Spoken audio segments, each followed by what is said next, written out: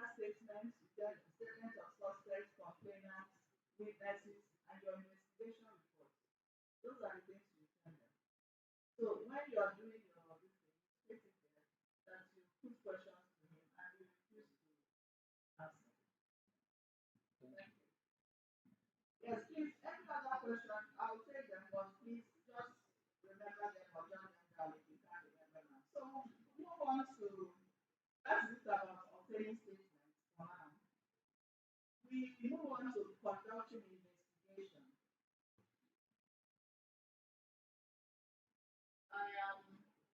I'm disappointed that the OC leader is not here. I'm very disappointed and I'll take this information back to council. Even when a CP said the commissioner of police, this, so we are talking about conducting investigation. From my interaction with you,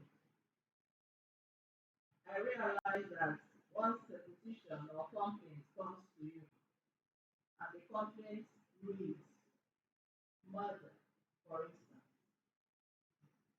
the complaint reads murder or threats to life, for instance, all you do is you spring into action to prove murder or prove threats to life. That is a wrong mindset. You are not just only to prove, you are majorly carrying out investigation to know whether that complaint has merit. So not the minute they are saying to you, oh, so it's for murder, then all your mind is that, yes, murder was committed. And because you have set your mind that murder was committed, you're seeing things that will destroy that allegation of murder, you are not paying attention to them. You are not paying attention. So your duty as an investigator of allegation of crime is to find out whether that allegation can be substantiated. And you cannot do that if you already have a preconditioned mind. So number one is take a deep breath, clear your mind of any bias, empty up. Empty up. That is why a lot of us cannot look complainants in the eyes and tell them, okay, or madam, there is nothing in this your complaint. Why? Because that organ or madam has given you a lot of transport money. You know how difficult it is to conduct investigation. He has given you lunch. He has given you, you are in good rapport. And then you throw caution to the wind. Remember that there are always two sides to every story. There are always two sides to every coin. The complainant will complain the way it suits him or her. Don't be biased. Don't take a position yet until you have gathered the bits and pieces. Now, what bits and pieces are you gathering? We all know criminal code law here, right? Do we? Every crime is provided for in the criminal code. Am I correct? And every section that provides for a crime defines or tells you what constitutes that crime. Am I correct?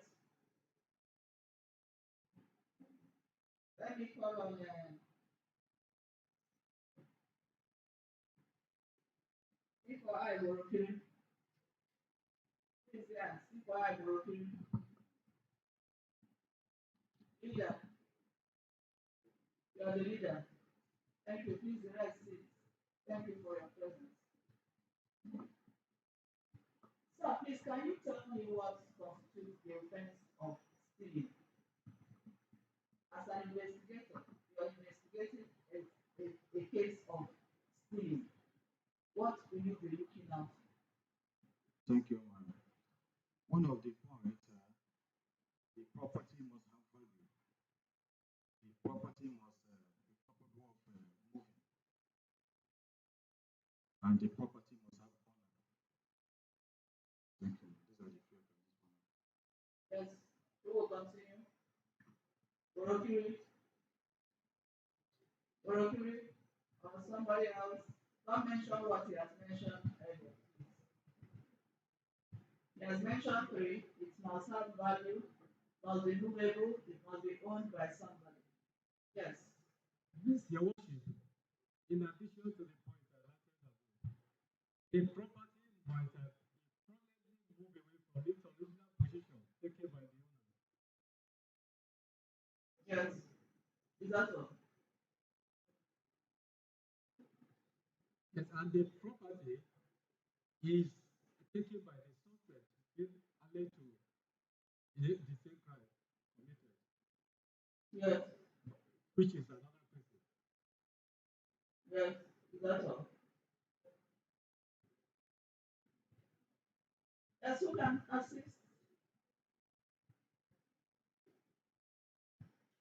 Yes.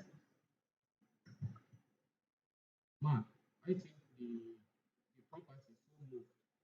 The suspect must have an intention of depriving the owner of that suspect the ownership of that property. Yes. You have not finished. Depriving.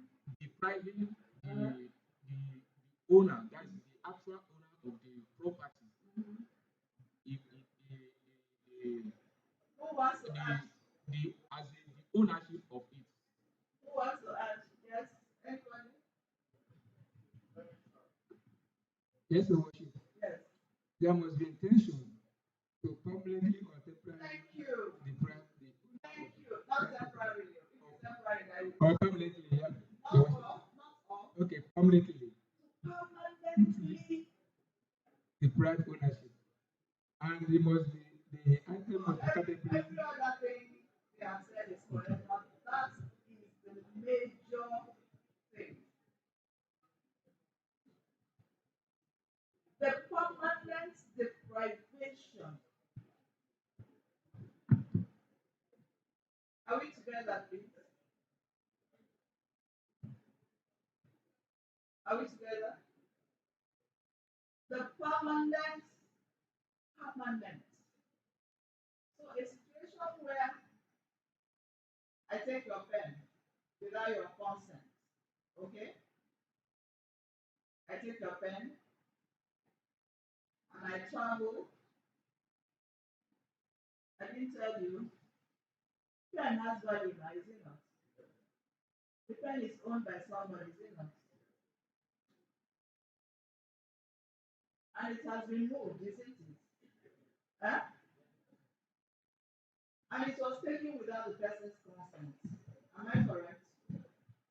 So we are happy we have proved stealing now with this form. Have we proved stealing? Huh? With this form. Sorry? So let's see. There's nothing like extent to it. Proving of crime is like the Ten Commandments. Please let that be a symbol for you. For those of us who are Christians, I don't know the equivalent in Islam.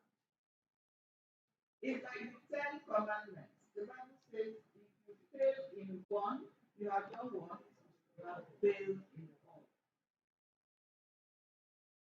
So please, whenever you are conducting investigation, my counsel to you is this: carry that criminal code, write out these elements. and start because it will guide you. A lot of times we are carried away by passion.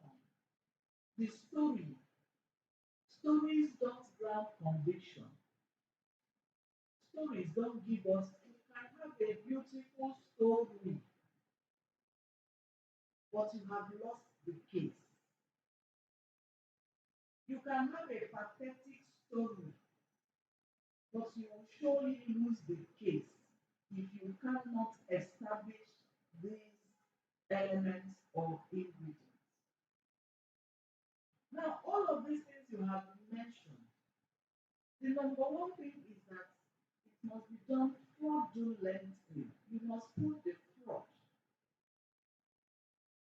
So it's not enough that, oh yes, I took a pen, I saw a pen here, I took it, or I know this, my sister has it, I took it, I didn't ask her, and I traveled to Lagos 1 week, 2 weeks, came back, and when I came back, I said, oh, this is this person's pen.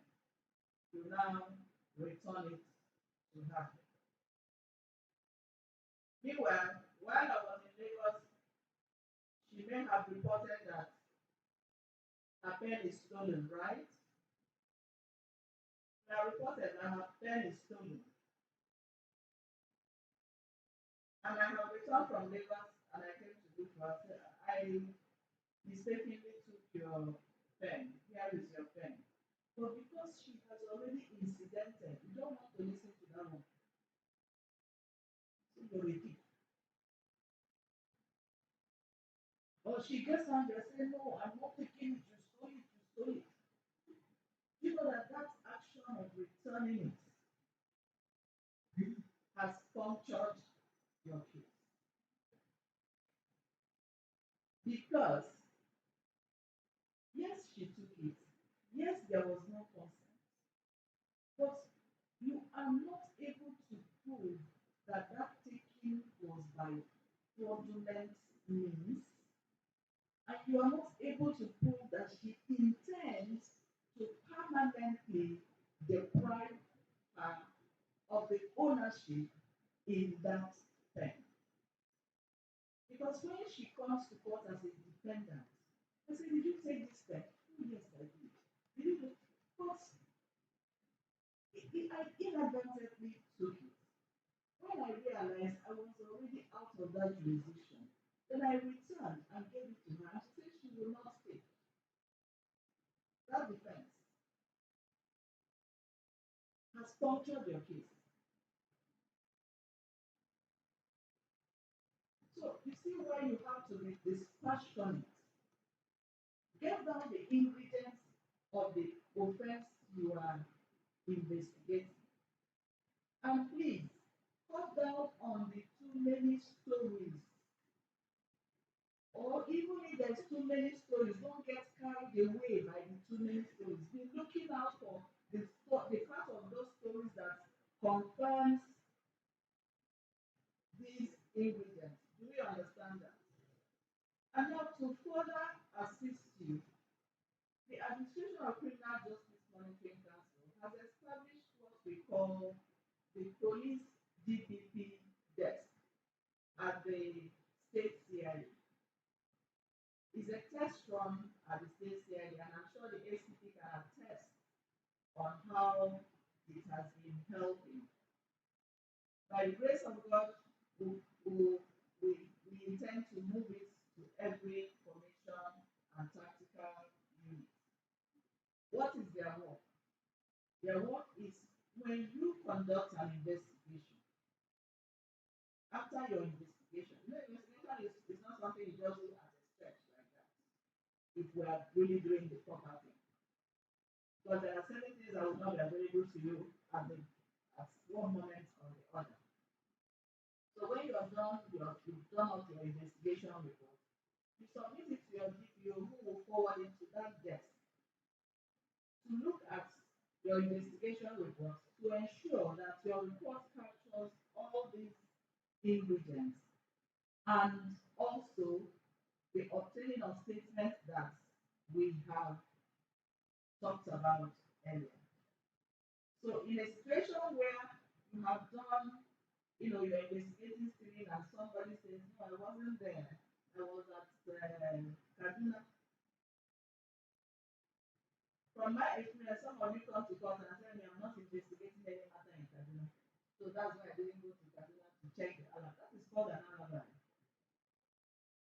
As long as that suspect raise that issue early enough in the course of investigation, you must investigate it. It is not for you to say, don't mind him, he's lying. So when your file gets to this desk that is called police DPP desk, they check all these things, check how you obtain the statement, check your investigation report, and if there is anywhere you are missing it, they will call you, they will mean it to say, oh, I think you haven't done this properly. Could you please go and conduct more investigation in this area? Now, what does it do for the administration of criminal justice? You know, this issue of police acting independently without the Ministry of Justice, who prosecutes a lot of the cases in court, that desk has breached it because the members of that desk are officers, police lawyers, and lawyers from Ministry of Justice. They jointly man that desk. Please note, it is not a desk for legal advice. Legal advice is by the Attorney General or the DPP. But what they give to you is what we call legal guidance. So that before your case even gets to court, you can beat your chest and say, okay, I have 70% success assurance in this case. Now, the complainants are known, unlike before, that as you bring file, the prosecutor doesn't know the complainant, doesn't know anything, you just dump it. So the court has refused to be a dumping ground anymore. Everybody is held responsible and accountable till the end of every case. If they are filing a matter by way of information now, if you go to the high court, you no longer, if you are not ready, if your documents are not ready, they won't take it from you. So you no longer do this thing of, okay, midway of the case, you come and say, we are, please, we still want to conduct investigation. No, you will swear to an affidavit that you have concluded investigation. The complainants will be stated there, all the parties, everything you want to do. It's called strong closing. Because this ACJL says for every criminal case, you have a maximum of 180 days to conclude it. 180 days to conclude it. So we are looking for speed, but we are also looking for efficiency so that those who should not be punished will not be punished, and those who should be punished should be adequately punished. Do we understand that, please? Do we understand that? So please get fall in love with your criminal code. Try as much as you can. The minute don't get into a frenzy, the minute a case file is assigned to you, try, find out, tell your criminal code, this case, okay, what is it? When you don't understand, please we'll display our number. You can always call us. You can always call us. We give the whatever assistance we can give to you. Do you understand? Do you understand? Thank you. Can we move on? Now we move to the last part, which is charging matters to court. Just like we also did a checklist. Basically, the first checklist we did before this one. The first checklist that was even before you came by what's that? Online income. Yes. It distributed that checklist. I don't know. Your work is such that you train this group before 48 hours. Almost all of them have transferred and everything Okay, if you don't have it, so try and make it. Do we have it here? The other checklist, the charge checklist. Do we have it? Okay. Please, sir, we'll make it available to you.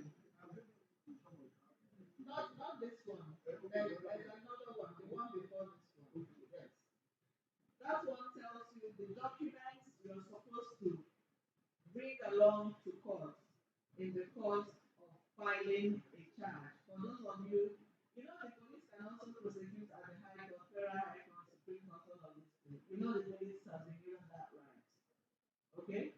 So whether you are charging as a police by way of charge in the name of IGP versus whoever, or the charge is coming through the Ministry of Justice by the way of information, which is state versus so and so, the same condition applies.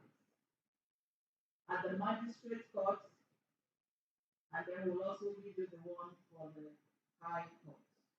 Do you understand? So that when you're compiling your documents for filing a charge, either at the magistrate court or at the high court, my sister, please do not sleep. Hmm?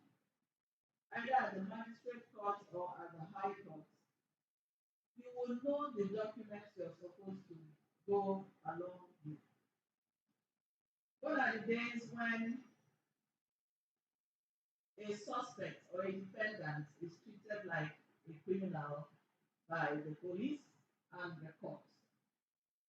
Our law says and has always been that an accused person is presumed what? Until what? So why do we kill them even before they are given a chance to defend themselves?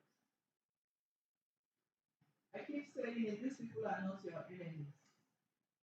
You are just doing your professional job. You don't know them from Adam, do you? You don't know them. You don't have any personal relationship with them. Likewise, can we have quiet, please? Likewise, the people that came to complain, you also don't know them. You are just like the judge, who is a neutral arbiter. And that's the same position you have. The only difference now is that while the judge will not go down to the fields to start making enquiries, you go down to the fields to start making enquiries to know whether this complaint is really worth your onions or not. So there are things to attach. You must, as you're coming to court, if you are charging 10 persons, please, the law says each of them must have copies of that charge and every document you are attaching. Do I make myself clear? I said, assuming your charge has 10 defendants, okay? 10 defendants. That charge, you must produce enough copies of the charge so that each and every one of those defendants will have their copy. Not just the charge and all the attachments. Do you understand? Because right now, at the magistrate court, when you bring a charge, there is a form attached to your charge. When you go to how many of us have gone to the chief registrar's office? Beautiful. When you go to the chief registrar's office, they give you a form called Form A. And that is where they use this checklist, but we'll make it available to you.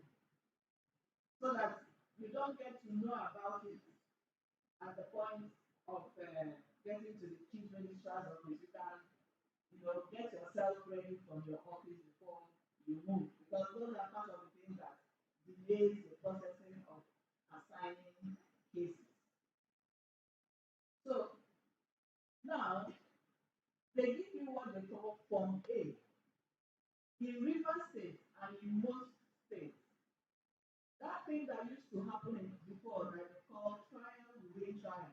That is where you obtain confessional statement and the person now says, oh, this statement, they beat me, they slapped me. In fact, they hung me up, put handcuffs, and they allege all manner of things.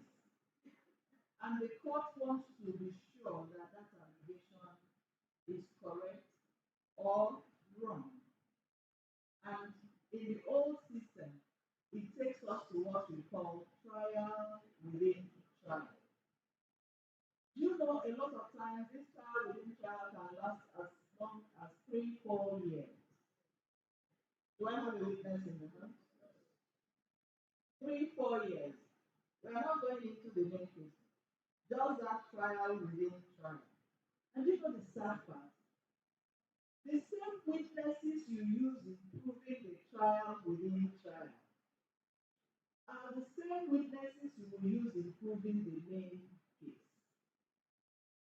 The same facts you use in proving trial within trial that has lasted for 4 years or more are the same facts you will use to do the same case. So you see why it takes so long and why defendants always hold on to it as a shield to mess up the work you have done. So that Form A in the new system now, there is what the Chief Judge did called the practice direction on hearing of criminal cases. We no longer do trial within trial. So when you serve your charge on a defendant, it must attach to it that Form A. And what is Form A saying? Form A is asking you, do you intend to object to the statements that we are going to tell you? Are we clear? It's asking that suspect who is now a defendant, do you intend to deny your confessional statement? In river states, it is not only confessional statement, it is every statement. It is in the federal law that it says confessional statements must be, but in our law here, it is all statements. So where the person intends to object to it, to say, oh, it was obtained fraudulently or by force, he will fill that Form A and serve you, the prosecutor. What is the purpose? The reason is so that when you are conducting your own case as a prosecutor, you are putting your witness, you put in your IPO as a witness, you will begin to ask him there and then in the course of the main case, how did you obtain this statement? Did you slap him? Do you understand? Because he had already said, I will contest it. So you're already needing evidence to establish that you are on the right, that you didn't do anything that is contrary to law. Do you understand? Now, when he is defending, he will also give particulars of the coercion and the force. And you will cross-examine him on that, there and then, until the case ends. Now, when the judge or magistrate is writing judgment, the magistrate or the judge will first and foremost, looking at your evidence, decide whether that statement was obtained by force or not. So you see, we have used one stone to kill 2 birds, and then we have shortened the time. I don't know if you appreciate what I'm saying. But these things will not work if you don't do your part. You have to do your part because where a defendant says, I am objecting, and then you are not leaving evidence, you're quiet on that. And he comes in his defense to now give evidence of what you did, how you slapped him, how you pushed him, how you threatened him, how you said, if you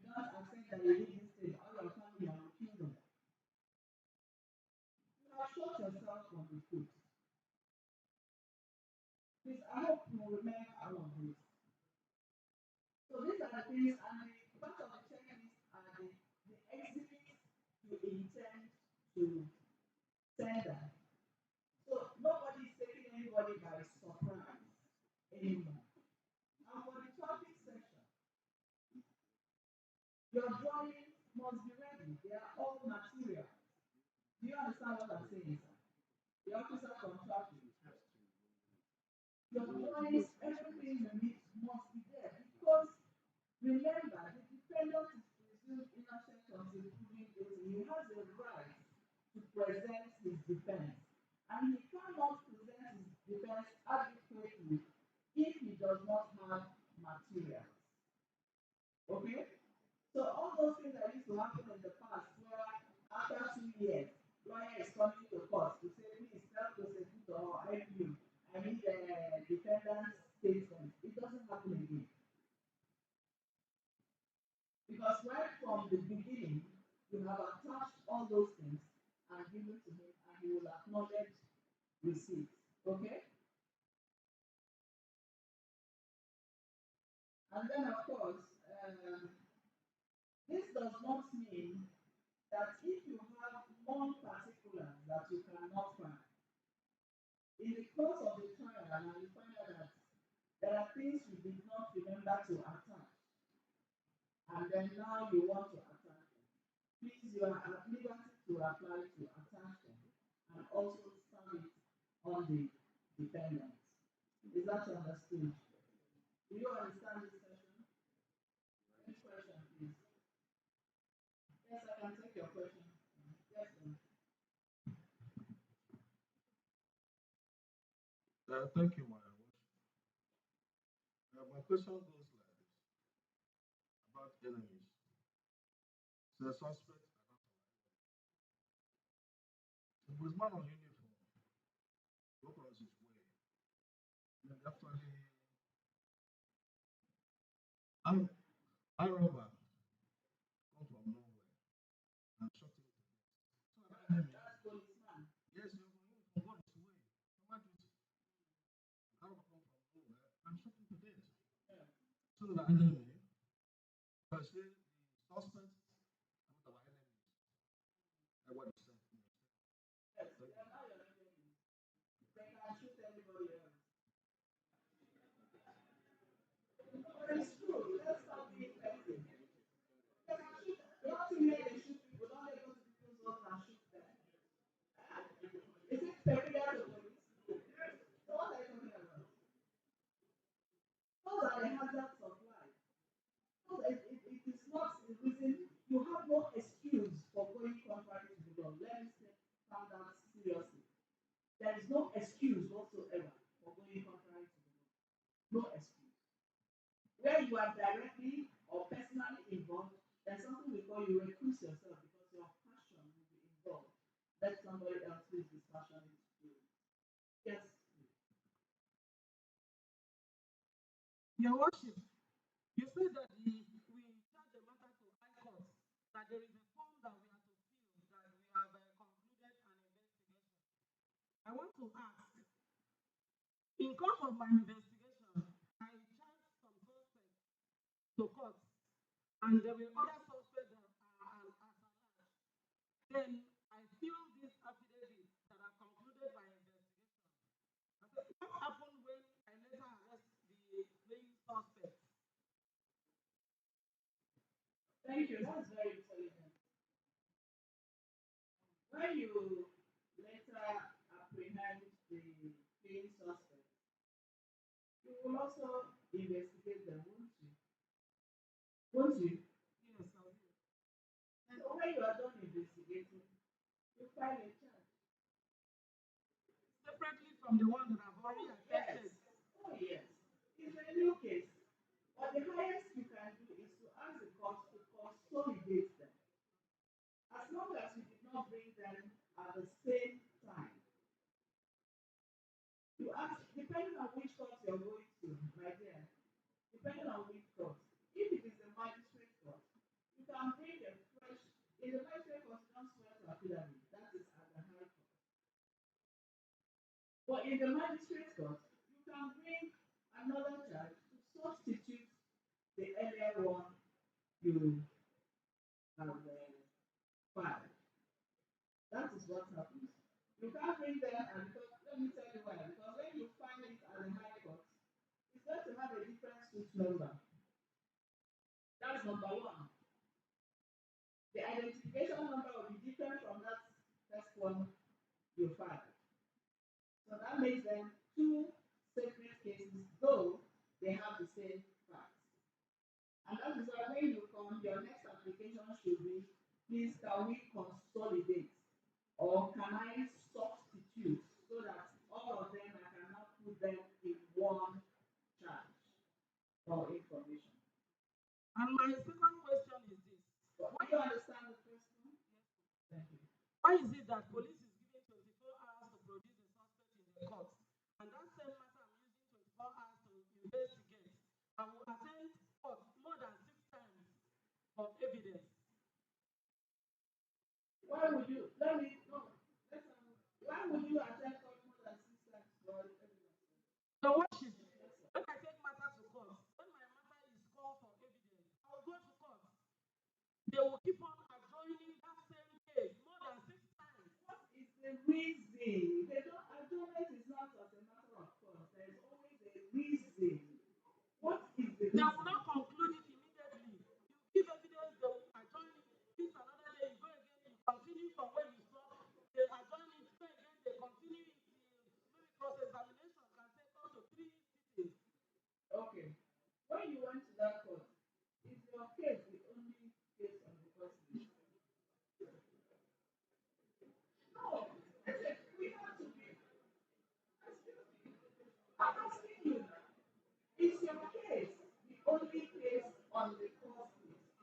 It's not the only case. Likewise, in police, we have other matters we are doing, but the urgency is 24 hours of investigation. The same 24 hours will be given to the court to also we give evidence and they cross-examine us and conclude us. Thank you, ma'am. Please don't thank me yet. No, no, I'm not done with you. You see, one thing we must do, we like to live in a food paradise. We must be realistic with ourselves. In fact, the Administration of Criminal Justice Monitoring Council, not just in Rivers State, even the federal, we are fighting this 24 hours thing. Okay? We are fighting the 24 hours thing because you and I know that to do a proper investigation, there's no how you can do it within 24 hours. God bless you, ma'am. It's impossible.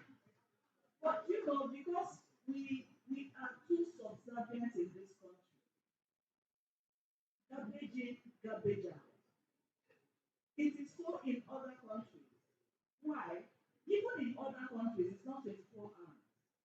Because you see that investigation can last as long as 10 years, 15 years. They are still investigating a matter. But let me tell you our challenge in this country. Like our suspended governor will say, we like to do Oshebe a lot.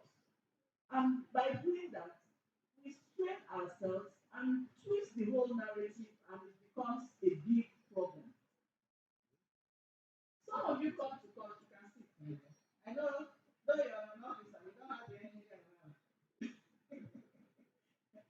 Some of you come to court and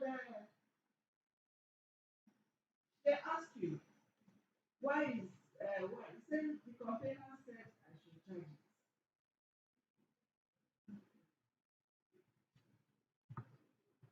You cannot pretend that you don't have that. You are a professional for crying out loud. How can complainant tell you what you will do? You are a professional. You come to court to give evidence that this matter was minuted to my department for investigation, and we carried out discreet investigation. That is your language. Almost 80% of the time. We carried out discreet investigation, and I ask you, what is the meaning of discreet? How can you say that discrete investigation when the suspect is with you for 2 weeks, 3 months, and you say it's discrete? What is discrete about it? You have already opened up your stomach that you're investigating this person. So they too, they are ready for you. They also tighten up their lips. You make your job difficult for yourself. But are you acting according to the law? Yes, you are. Because our law says arrest, investigate, and charge. I will want to change that narrative. Arrest should be the last thing. Arrest, that is why this that 24 hours is applicable to little offenses which they call public nuisances. That those things you caught people in the act doing. If you go to the Western world, that is what they use 24/48 hours to do. Why? Because there is actually no investigation to carry out. The cameras are there, they have caught you. Tickets, traffic tickets. You're there, the officer sees you there. It's in our ACJL, but we are not mature to that level. That's one. This thing you're talking about. We will do it here and then. It does not require a charge. You only come with a sworn complaint.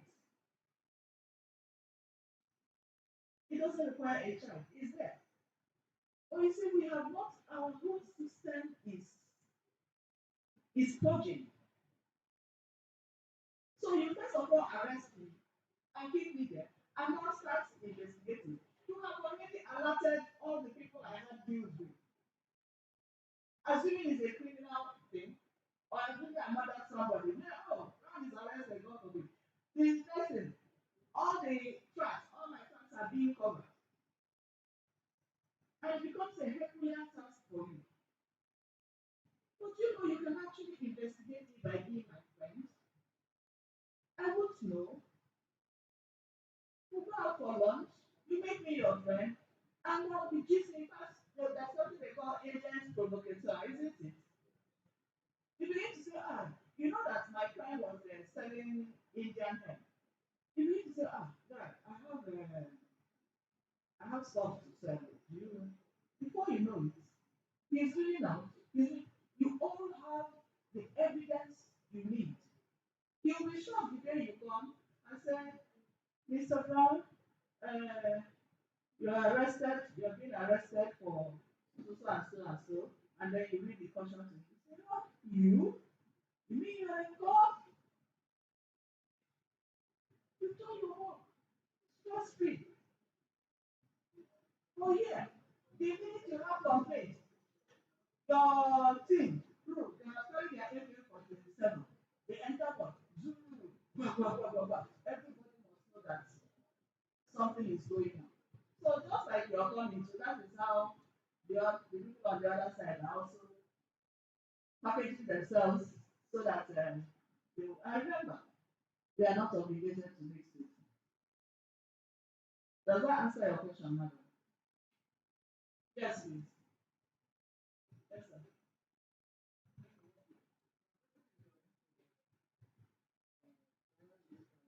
Yes, sir.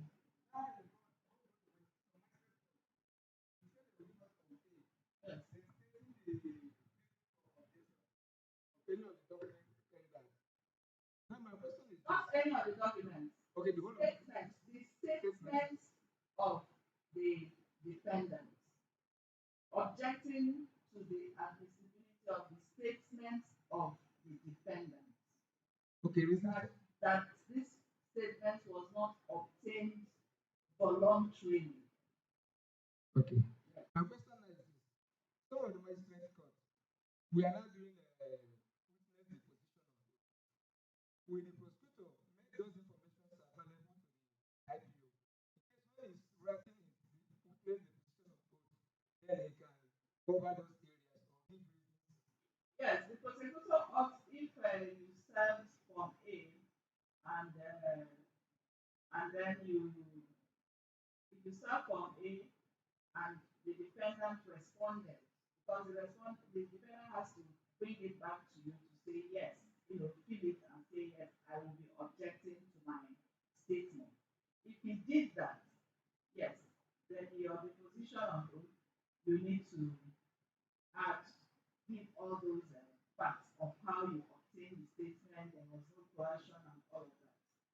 Yes, you need to do that. Okay, thank you. There's somebody at the back there that's been waiting. No, no, no. There's a young man at the back there, please. 1 minute. He's been raising his hands. Our protocol observer. Your worship, man, he emphasized on statement taking. Um, we are talking about prevention of suspects being in cell. For instance, now, you said the suspect have rights to remain silent. If the suspect remains silent and the time to detention elapses, so do we let the suspect to go or we charge to come without taking statement? Of course, you will investigate based on the complaint or petition you have. The only reason why you are asking the suspect is to hear his own side of the story. You understand? That's the only reason you're just being fair to hear his own side of the story. But where he's not willing to tell you anything, then you can conduct your investigation based on the complaints you have received. Because if the man says he said he will murder me,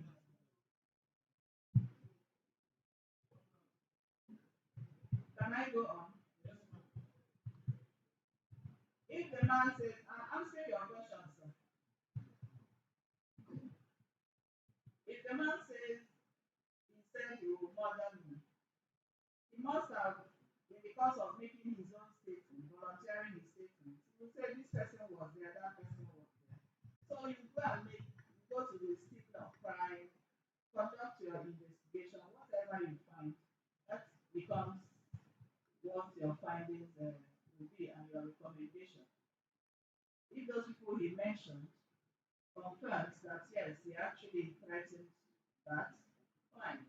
And if there are other people, because you are not a zombie, you are the investigator. The investigator doesn't just work on the street line. If there are other people you see there, you could also ask, so can you make a statement for me? And the person volunteers, fine. Okay? So you don't, because he didn't make statements, you will not charge him, or you will just tell him, okay, right, I know. Thank you. The last one, please. Yes, sir.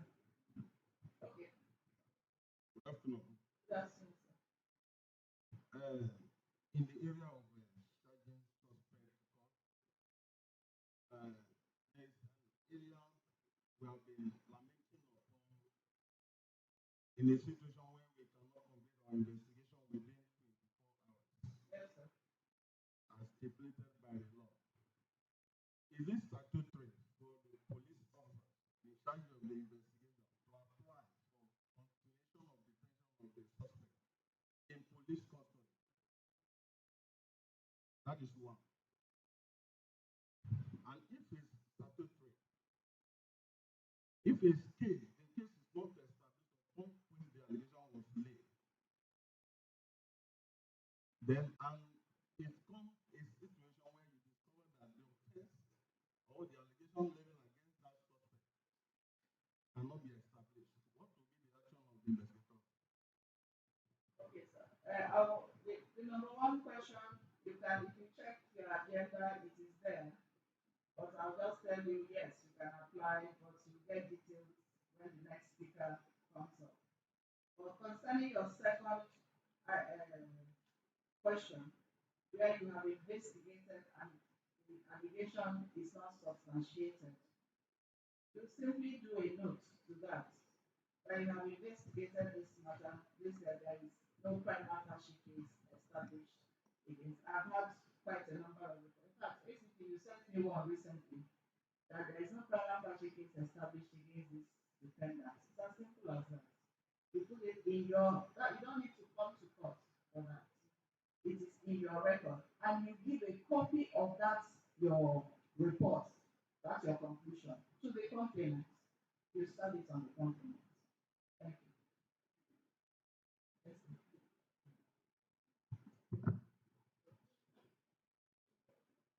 Two more questions, please, and then we'll leave. Thank you, Worship. Your Worship, I want to ask on the area of consolidation of churches. Yes, sir. I have witnessed in court um, how some magistrates consolidate and why some magistrates would prefer other methods of consolidation. The method of consolidation where two charges have different charge numbers, and then you make application for consolidation. The magistrate will now pronounce the matters consolidated and rule that one of the charge numbers being used as the number for the two charges. While some magistrates will say you go and type it all over and file at the registry and then bring a fresh uh, charge number. So I want to find out which is proper. Okay. Please, you must understand the terminology used. Consolidation of charges is different from substitution of charges. From what you have said, you have combined the two as one. In consolidation of charges, you are only merging the hearing because it is the same facts, the same witnesses, everything is the same. Just like my sister said earlier that these are people at large. It is the same series of transactions, but you charge them differently. So instead of they call the first one that you charge, your PW1, who is the IPO, enters and gives evidence. After that, they call like two, three cases. They now call the second one. This same IPO enters again and gives the same evidence. You can consolidate the two. And the IPO will give evidence. That one evidence is taken for the two. That is consolidation. You don't give it a different suit number. You don't take the first one to supersede the second one. No, that is not consolidation. But you can also, which is what I find tidy, because the issue with consolidation is that in giving judgment, yes, you consolidated the hearing, but your judgment must be different. You must give judgment for A and also give judgment for B. In giving judgment, the two must be separated. You cannot give joint judgment. That is the distinctive feature of consolidated cases. Now, when it comes to substitution, what you do, oh, I brought this first, and later I brought this. They are of the same character. Everybody, everything is it happened in the course of one transaction. It's just that, like my sister there said, I apprehended these people, investigated them first, and then this applied, and I've now got them and bringing them back. Please, I want to substitute the charge. That is where you go to the registry and now file a new charge that will now combine the contents of these two charges. So when you bring it, the court will receive it and now strike out the other two. Do you understand this? That is the proper practice. Anything done contrary is done out of ignorance and mistake. Thank you. Thank you. Yes.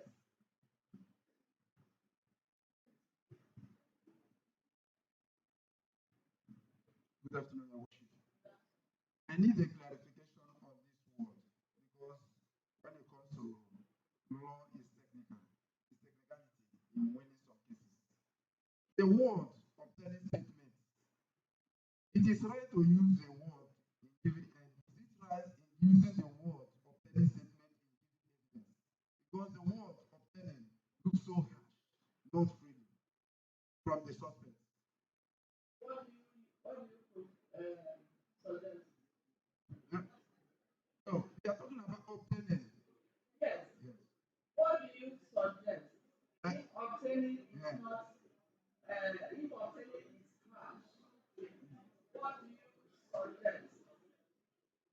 can talk about recording or taking.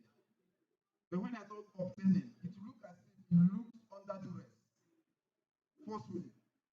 Is it right for us to Okay, use the I word? see where you're coming from.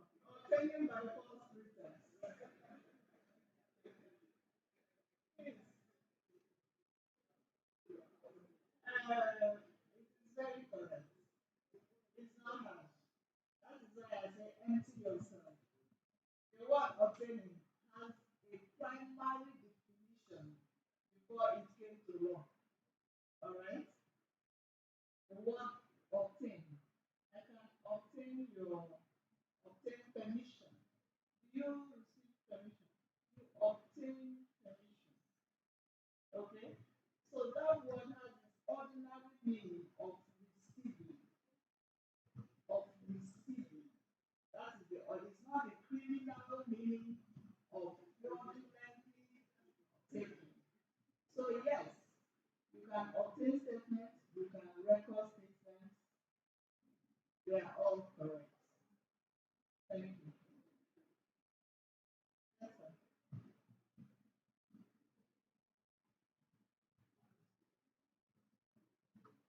Thank you, Worship. Worship, I have two questions to ask, if I may permit it, Worship, my first question is that is it truly that the combination of the judiciary, the police, and the prison give us Correctional service, sir. prison service, Your Worship, sorry, correction service, Your Worship, give us criminal justice system. Secondary, Your Worship, we, the IPOs and prosecutors, are facing a lot of challenges and claims from the court, Your Worship. Personally, I followed my own legal to magistrate court, and there was an instruction from the prosecutor mandating the OC legal to withdraw the matter for proper reinvestigation, Your Worship. In my presence in court, Your Worship, OC legal was denied the application, and it is clearly stated that before the judgment, Your Worship, the police has the power to withdraw the criminal matter. We denied. Thirdly, the judiciary is not on the same page with the police, Your Worship. Thank God you are rightly here before the authority too. Some of our IPOs are facing perils. 2 weeks ago, I spoke directly with Your Worship, Koromo, Menene, Your Worship. We made several applications. There are some offenses that police are not permitted to arrest without warrant. Come back again to the question my sister asked, time management. Sometimes we do apply for continued detention. All these applications denied, Your Worship. What is our position, Your Worship? Thank you, Worship. I will answer your question. Let me answer you. First and foremost, because in its normal duty cannot be attended with any organization. Number one, they can never be at tandem with any organization, with any arm of government. That is their core duty. That is why the justice is what? Blind. So forget about the court being at tandem with you. The court is blind but standing on the law. The only thing the justice sees is the law. And that is why I started by way of introduction that if you do not act according to law, you are shooting yourself on the foot. If we have a proper judicial system, sentiment is unknown to law. Sentiment is unknown to law. That is why the case I told you about that went to Supreme Court. I tell you how many years it took to get to Supreme Court. Supreme Court said no, you must comply with the provision of that law. So what am I saying? I go to your next way. Yes, all of us, the judiciary, the police, the corrections, NJL, all other law enforcement agencies, they make up the criminal justice system. Yes, they do. But the judiciary is just a balancing force in the midst of these actors. They are not to connive with you or collaborate with you. The best they can do is to give you some tidbits and sensitization by way of this administration of criminal justice monitoring council, which is what we are doing. That thing that hurts you is equally hurting them. When you have a good case and you lose it because you did not comply to the law, I can tell you judges and magistrates they will, but there's nothing they can do. They cannot go contrary to the law. Sometimes they wish they can tell you. Some of you, they will give you, even give you hints. You are not catching it. You see the judge crying in his heart. Oh my God. This man just messed up this case. He's giving you hints, but you're not catching it. Why? Because even the Bible says, where the foundation is destroyed, what can even the righteous do? Now you talk about your order from IG. They reinvestigate, isn't it? Meanwhile, matter is already in court. Can you do that? Legally speaking, you cannot do that. You cannot. Because the matter is sub judice. You can't even discuss it. But you know, the practice of law is an art. It is an art.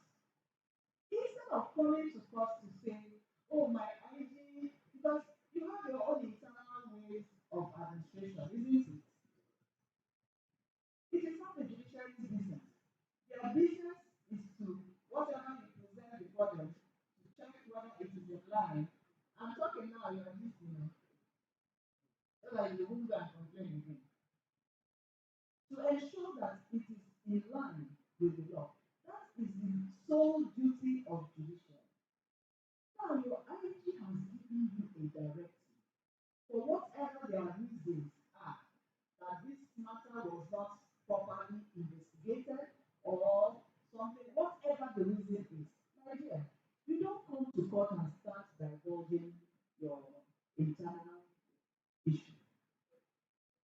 The law says you have a right to withdraw the matter after you got the matter, isn't it? But you cannot come and tell court that you're withdrawing this matter to go and re-investigate. Don't you know that that is double jeopardy against the defendant? The court is there to protect everybody's interest. It's there to protect your interest, protect the defendant's interest, protect the interest of the society. So you are the one that didn't do your homework properly. All you needed to do was come to court and say, my lord, please, I want to withdraw this matter. We are no longer interested in prosecuting this case as it is now. Simple. There is no judge, there is no magistrate that will tell you you must go on. But where you go? You see, my IG said, bring for investigation. Hello? the mind of the judge, what is going on here? What happened to the first investigation? What do you want to change? You and I know the society we're in. So the court to put his foot down and make sure it doesn't happen. So practice, legal practice is an art. You must know the language to use to get what you want.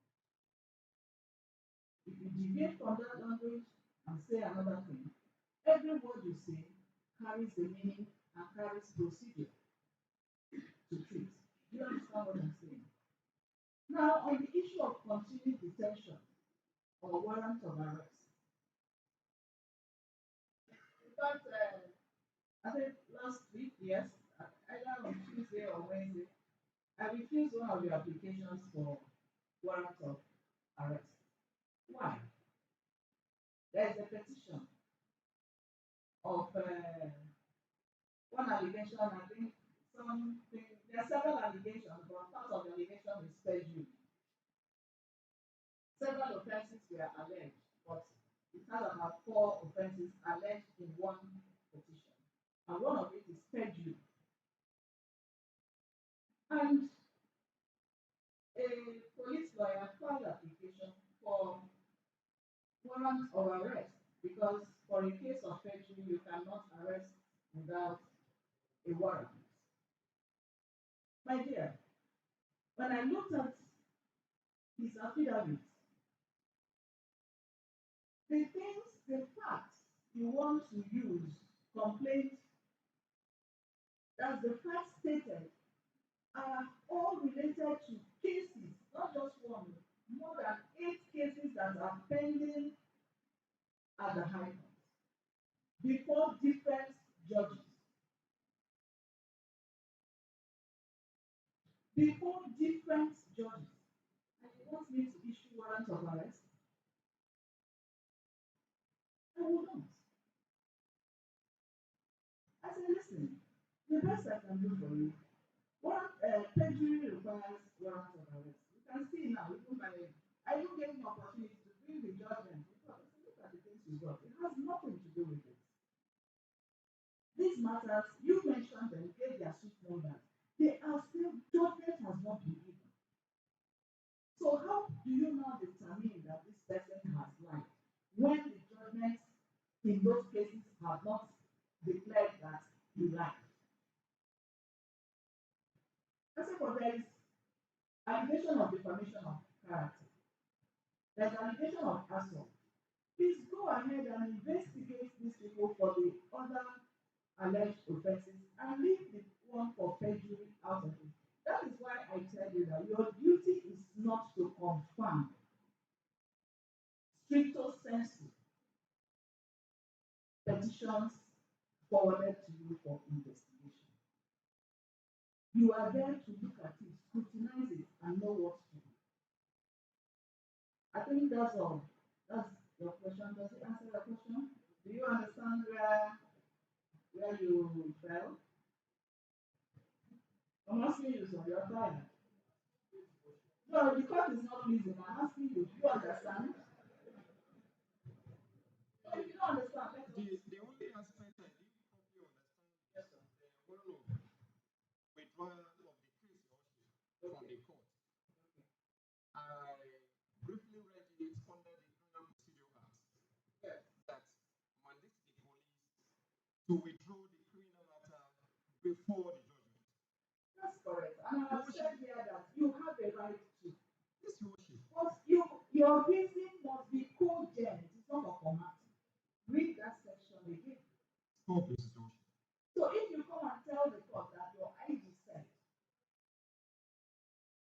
that is where you falter. The court doesn't need to know that your ID directed you because the court is not part of your police force. The ID cannot direct the court.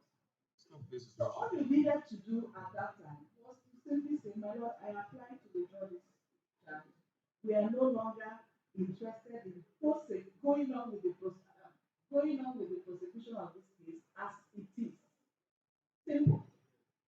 Then you is withdrawn and then you can now implement the directive of your ID. You reinvestigate and then come back.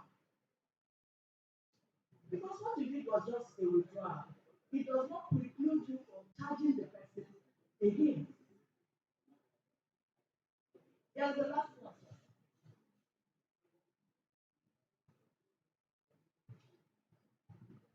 Thank you, Your Worship. Yes, sir. My question is this, ma'am. We have noticed a situation where, based on the provision of our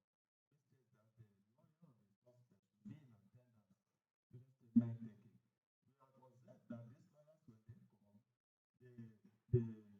We have observed that these lawyers, when they come, they put on their suspect, even when their suspect is making statement between through moral grounds, they will not be tutoring them just to jeopardize investigation. In that aspect, entertain investigation without observing in that aspect, what do we do? Should we chase them away or suspend it? Thank you, ma'am. Please, number one, take the name of that suspect, of that lawyer, send it to NDA, but in the meantime, he must leave that place. In the meantime, you must leave that place. And make sure you state it in your report that this is to cover yourself. Okay? Because that is not his duty. He's not there to interfere in what he is there to protect that defendant. Should you want to do anything, or even when you ask him funny question that will rope him in, you can say that. It depends on how he interpreted. If you read the law, say except something related to his profession. But you cannot tell the man, no, talk like this, talk, no, he cannot do that. But when you are doing something wrong, he can caution you. Where he is doing something wrong, he can also tell you, no, don't do this. Okay? All right, thank you very much. More hands of applause. More hands of applause.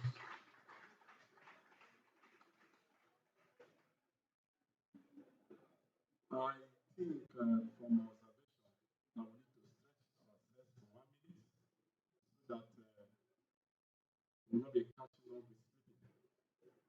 Please, before we continue the next session, let us just stand and stretch ourselves before we continue the next session.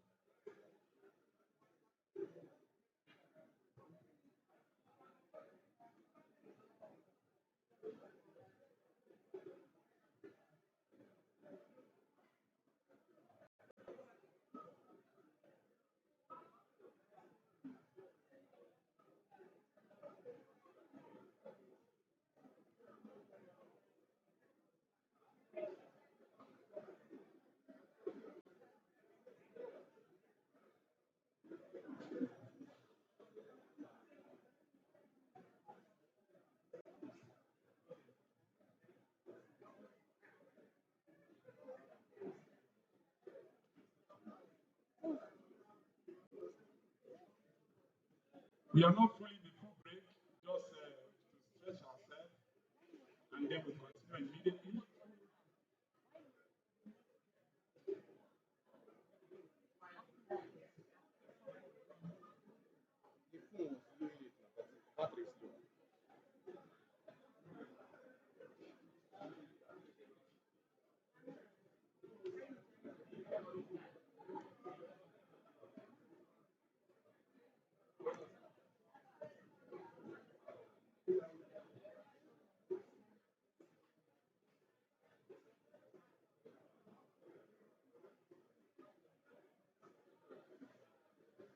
Please let us come back. We are not in a full break. Let us come back.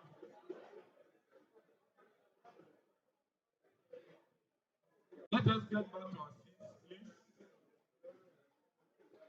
For the next lecture, promptly.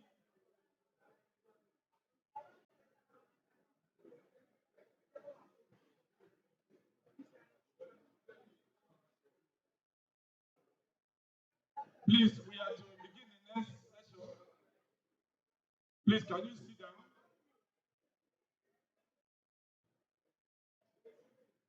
Can you sit down, please? Go staff, please come beckon on them.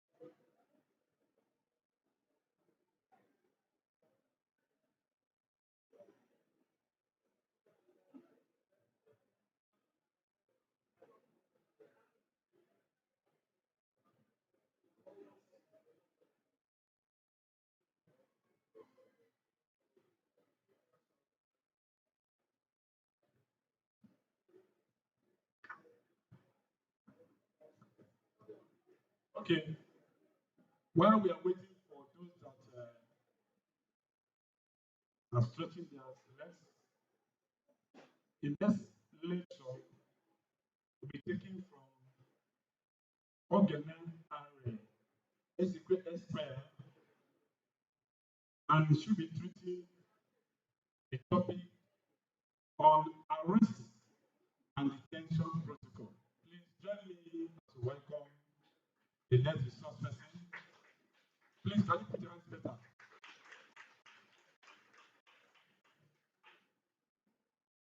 Good day, everyone. So, please can you call me?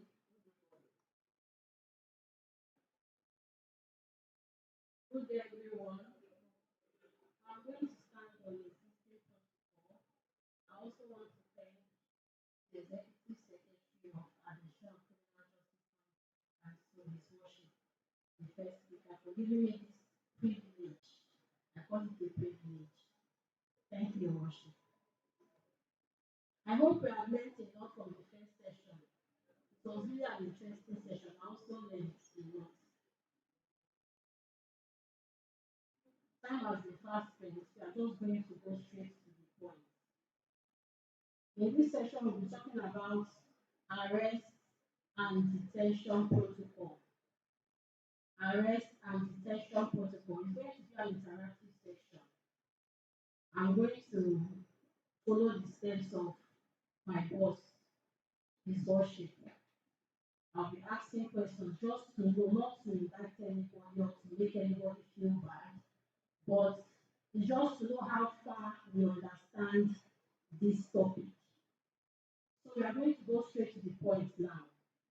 Arrest and detention protocol. How is an arrest made? I'm asking a question if you have any idea. How is an arrest made?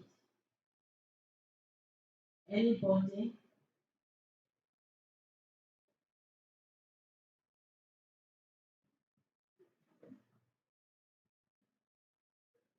Are we saying that nobody has any idea? Or should I call just the way my boss did? Better. I don't know this. Okay. Um, excuse me, sir. The one where the person wearing white. How is an arrest made? You not say you don't say SID. an arrest. SID. I just want to know the first step. And when you're doing the first step, I also want you to describe how it's done. You can use your label to describe. Good afternoon, Your Worship. Arrest is being made in this form. Just the first step. Yes, when you go to arrest and accuse person or a suspect, the law says you place your hand on the shoulder Okay. and you say, That's all, please. That's all for the first step. Yes. You just physical touch, just place your hand on the person. The Lord did not say you should grab the person or brush the person.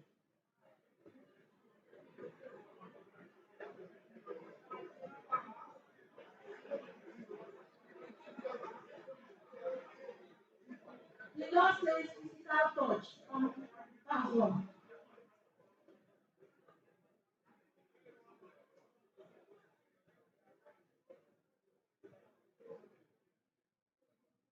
But the law also balanced it. The ACJL, in its wisdom, balanced it and said, when you go to meet the person, to arrest the person, and the person shows violence, or the person tries to be funny or wants to run away, what are you going to do at that point? Reasonable force. Okay, what's the second step, please? After physical touch, what's the second step?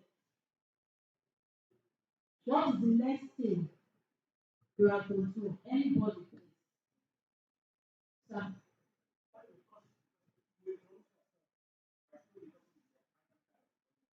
Okay. No, that's not the second step. Any other person, you introduce yourself fine, but there's something else you are supposed to do. The reason for the arrest. Okay. In a situation where the person speaks a language you do not understand, for example, the person speaks Ikwe and you don't understand the point, maybe you are from Akwa Ibom. In that situation, what do you do?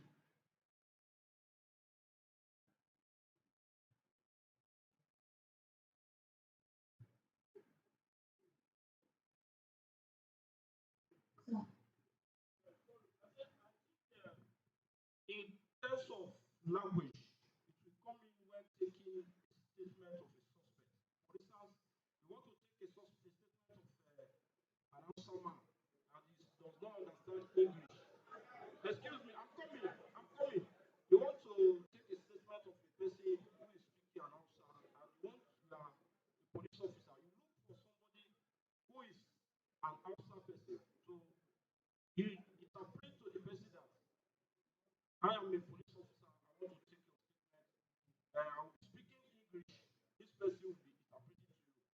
Also, apply when you want to arrest a non-English speaking person. That I am a police officer. I am arresting you for social offense. The person will introduce you to the suspect that they are police from social division, and this is the reason why you are being arrested. in a situation where you do not see anybody at that point, what do you do? You take the suspect to the police station while looking for the person You are with supposed to inform your head, the head of the police station, and he will make necessary steps to make sure that the reason for the arrest is being communicated to the suspect.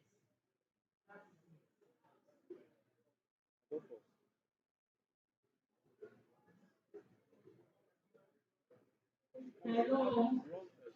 If you are not asking any questions at the end of the session, please. Let's also take note that telling the suspect of the reason for the arrest may not come up if the suspect is rearrested. For example, the suspect has been arrested before and the suspect escapes from custody. There is no need to inform the suspect again while you are arresting him. That's what the law says. Then the third point, what's the third point? After physical touch, the second one inform the suspect of the reason for the arrest. What's the third thing that the police should do?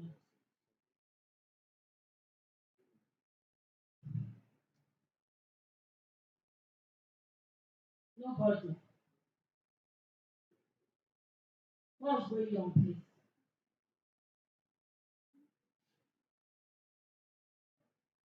Excuse me, madam.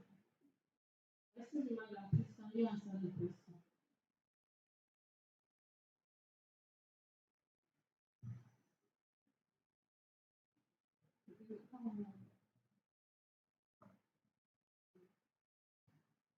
After you inform the suspect of the reason for the arrest, what is the next thing? We just want to be sure, if you don't know, you don't know. We just want to be sure that you understand. If you don't know, just say you don't know. You will take the suspect to the station. Is that all? You will take him to your senior officer. Next person, please. Sir, please.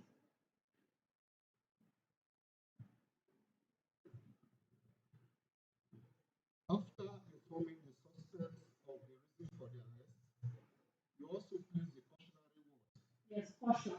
Yes, by telling the suspect that he has the right to remain silent, and thereafter you can as well ask him if he has a lawyer or legal defense counsel Yes. that he can inform about the arrest. Okay. You also of his right to free legal representation by Yes. legal aid. Alright. You also inform the suspect that when he decides to waive his rights, your worship has talked about that before. When he decides to waive his right, anything he says will be used against him in the court of law. Hope you understand. There was the fourth thing. correction has been made, what's the first thing? I thought this is a daily thing. This is a daily activity for police.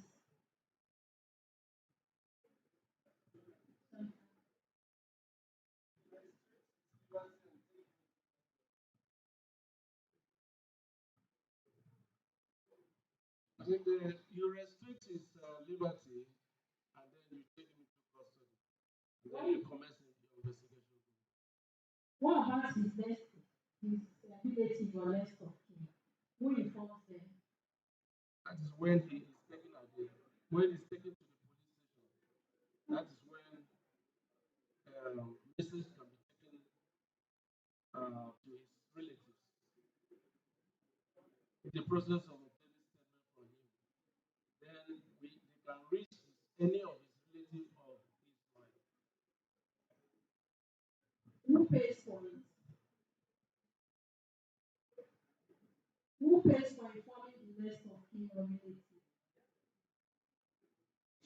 Who pays? The law says you inform the relative or next of kin at no cost. It means you are not permitted to tell the suspect, or when you call the relative, you say, give me money, you must bring money, and all that. The law says at no cost. We are going to be talking about arrest by proxy, which is also arrest in lieu. We have seen situations where somebody committed an offense and then they report the person to the police.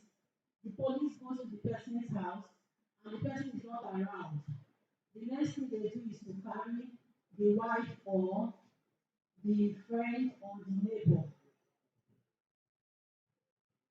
The law is saying that you are not permitted to arrest anybody that is not the suspect that committed the crime because that person is not connected to the crime. Section 7 of the ACJL states clearly, no person shall be arrested in place of the suspect. No person shall be arrested in place of the suspect. The relatives, friends, or neighbors of the suspect are not connected to the suspect. How should an arrested person be treated? How should an arrested person be treated? Anybody?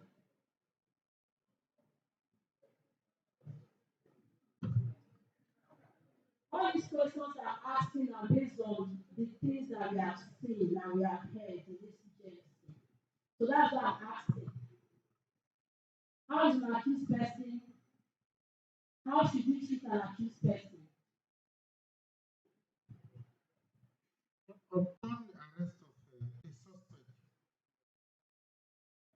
after taking the suspect statement, the suspect has rights under the law.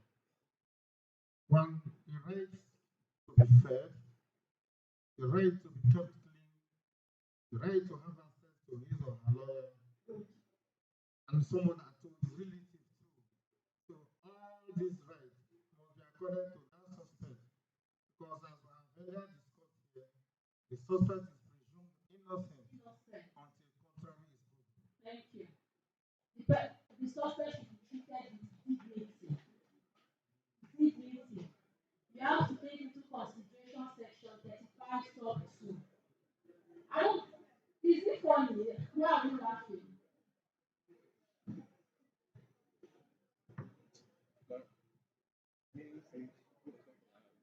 It's due to them. If you know you have a problem with the ACJL, there's nothing you can do about it. It has been made, it has been made. If you have any question at the end of this section, you can ask. His worship is here to answer us.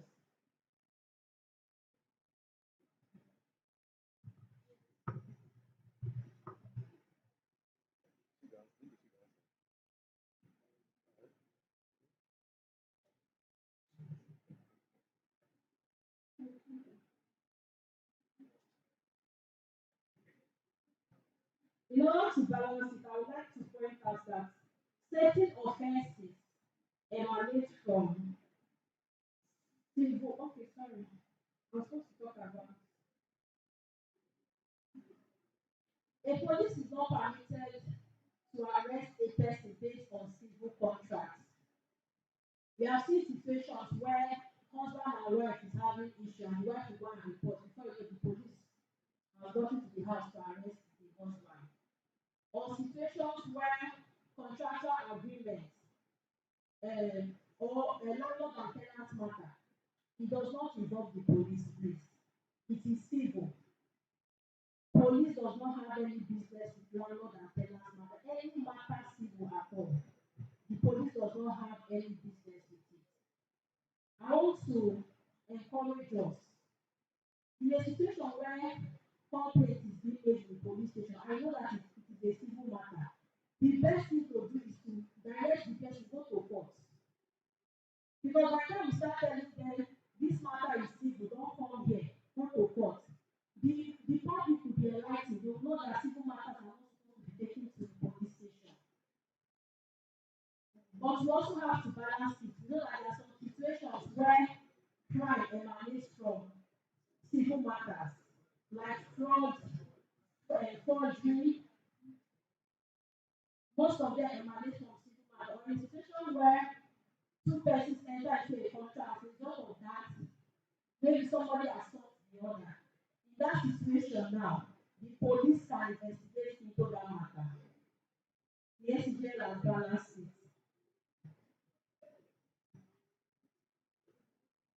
That's all about arrest protocol. Number one, we said physical touch. The second step, we said you must inform the suspect of the reason for the arrest in the language the suspect understands. Then number three, we said you also have to tell the suspect of his rights, which is the rights of the suspect. Then number four, we talk about to inform his relative or next of kin. That's all about arrest protocol. We are going to go straight to detention protocol. Before the ACJL, we have what we call holding charges. You all know what is holding charges, whereby the police takes a capital offense suspect before a magistrate, which lacks jurisdiction to try the suspect for the sole purpose of obtaining a remand order pending where the police has the time or is ready to charge that matter and the suspect to court. That is for holding charges before. But now, the provision of the ACJL states clearly that when a suspect arrested for an offense which a magistrate court has no jurisdiction to try, the police shall within a reasonable time, not later than 48 hours, be, be brought before a magistrate court for remand. How is this remand application made? Remand application is made in the report and request for remand form. I don't know how many persons have seen this form, the remand form. Yes. How many persons have seen this form, please? And you understand the form? Okay. The form also must contain reasons for the remand and must be verified on oath. Take note that the total time for the remand is 25 days in Rivers State. But you should also know that the fact that you are called to court for remand order does not mean that the court will grant it automatically. The court is not compelled to grant a remand order. The court will look at the circumstances of the case if there's a probable cause. The court will look at the nature and seriousness of the matter. It will also look at reasonable grounds to believe that the suspect has been involved in the commission of the alleged crime, and reasonable grounds to believe that the suspect may respond or commit further offense. Like I said, even if you go to court asking for a remand order, and also remember that remand is an application, it's not a charge. Take note that the court is not obliged to grant that application. The court also has the discretion to grant bail to that suspect. If he sees that there's no probable cause, there's no substantial ground to break the person, the court will grant bail instead. That's section 302 of the ACJL, where remand is on section 300 of the ACJL. We also have what we call continued detention about the question that the other person asked before. If you're with your ACJL, I would like to read section 32 of the ACJL. If you're with it, where a suspect who is taken into custody in respect of a non-capital offense is not released on bail after 24 hours, a court having jurisdiction with respect to the offense may be notified by application on behalf of the suspect. Subsection 2. The court shall order the production of the suspect detained and inquire into the circumstances constituting the grounds of the detention, and where it deems fit, please take note, where it deems fit, admit the suspect to bail, provided that when the suspect's legal representative brings an application before the court for bail, the court shall immediately, notwithstanding that the suspect is absent from court, inquire into the circumstances constituting the grounds for detention, and where it deems fit, admit the suspect to bail. This section 32 now is talking about continued detention. Where a suspect who is taken into custody in respect of a non-capital offense is not granted bail after 24 hours. A court having jurisdiction with respect to the offense may be notified by application. That application is known as the continued detention application. In this application, the police is giving the court reasons why the suspect should remain in custody. Remember, in remand, he said the magistrate does not have jurisdiction to hear the matter. But the reason why you're going to the magistrate court is because you're telling the magistrate court that please remand this person because of this and this, pending DPP's advice. Pending DPP's advice. In that situation, I'm going back to remand. I want to say this. In that situation, when the order is granted by the court sends the order to the chief registrar's office. The chief registrar sends it to the attorney general. Then when the DPP's advice is ready, they send it back to the CIO's office, and the CIO's office sends it back to the court. No detention. The court has jurisdiction to hear the matter, unlike remand, where the court does not have jurisdiction to hear the matter. In complete detention, the court has jurisdiction, but now we're telling the court that we are not done with investigation. We still want to investigate this person. Please give us time to continue our investigation. Let the person remain with us. Let us continue our investigations. But also know that in remand, that it is not automatic. The law does not say the court has to grant you that continued detention application. The law says that the court will look into the matter. And if there is probable cause, if there is reason why this person should remain in detention, the court will grant it. Or the court will grant the person bail. If the person sees that there's no, if the court sees that there's no substantial reason, the court will grant the person bail.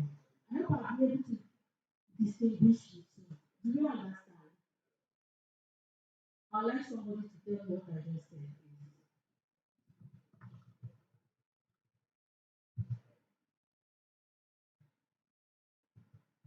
I would like somebody to differentiate, because this remand application is really, we've been having a lot of questions concerning this remand application.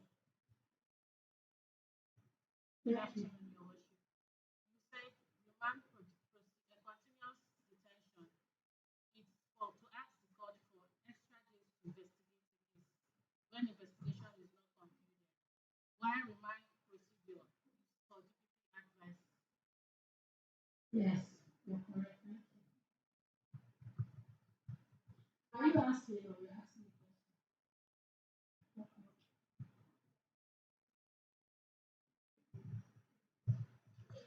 Okay, in addition to what you said earlier, you said that DPP's advice, remand proceeding is not compulsory. The law does not give the courts, the police automatically, the courts cannot automatically respond to the police, which means it's at the discretion of the court to give additional days for the police. It's not automatic that the police, that the court must give the police extended period of days. What you're talking about, you're mixing remand and custody detention. That's what I mean. I'm talking about remand proceeding, but in continuous detention, that one is for the police to continue their an extra day for police to continue their investigation. So you want to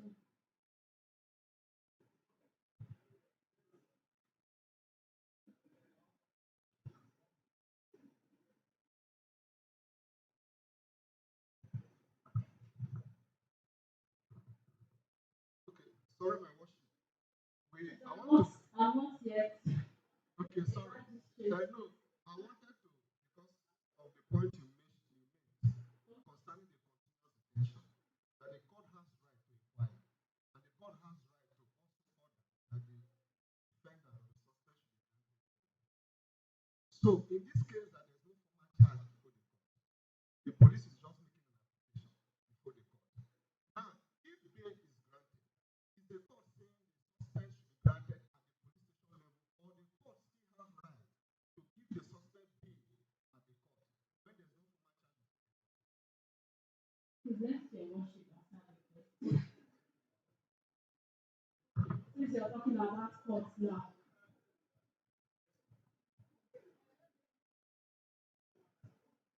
I worship please you can add because I'm done with this session. Anyway, thank you very much. Let's give her a round of applause, please. She has done very well.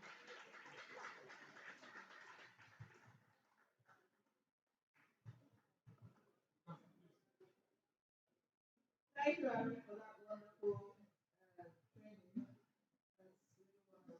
Thank you very much. Just to expatiate and let me answer your question first. Yes, remember the bill there is not court bill. It is what we call administrative bill issued by the court because you are still investigating. You have not concluded investigation. Last time I told us that we are putting the cart before the horse. Under normal circumstances, there is no reason for you to arrest somebody and keep the person with you and then you are investigating. That is where we are probating with one hand and reprobating by telling you within 48 hours, within 24 hours. Now, you have come to court because you have seen that you have exceeded the 48 hours given to you and you have not finished. You have a discretion there. You can either, just like what we told the city when he came, you can admit that person to bail. You can admit the person to bail.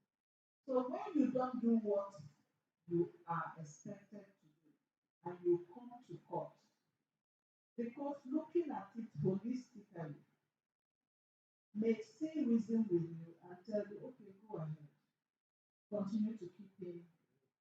Maybe you ask for 14 days, and because they interrogate you, you bring the suspects with you, you bring the original case file with you, they will read what you have done, the steps you've taken so far. So when the court looks at this, because whatever the court does, the court must be convinced. So these are the materials we use in convincing the court. The court is not a rubber stamp.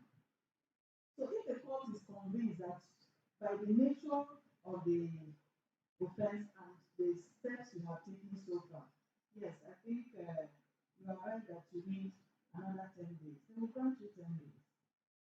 But when they find out that this person has already been with you for like over 2 weeks, and they can't see anything you have done in your record with him, and you're asking for 10 days, they will refuse. Instead of giving you that 10 days or even 2 days, they will admit the person to bail. So that is a court police administrative bail. The processes are not, the case is not before the court as a case, but your request for continuation of detention is what is before the court. Do you understand that?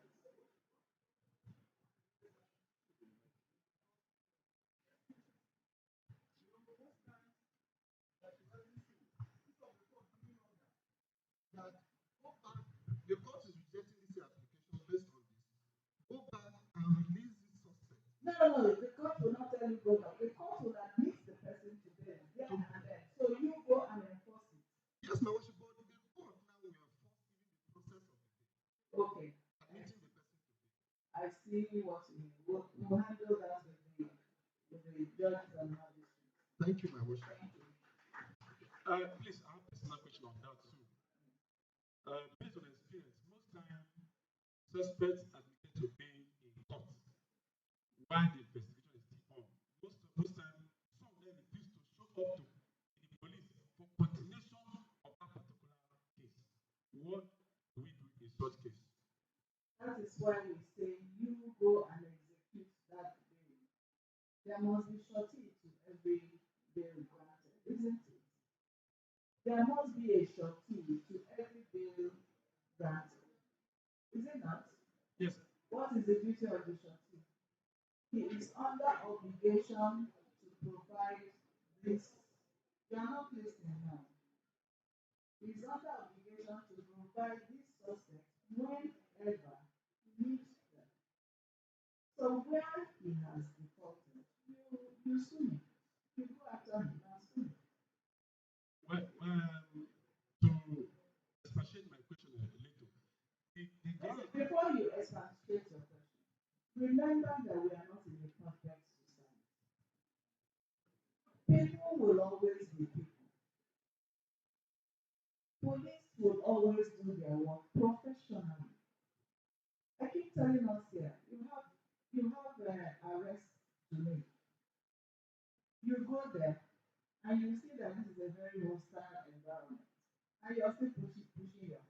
Must you arrest that person that way?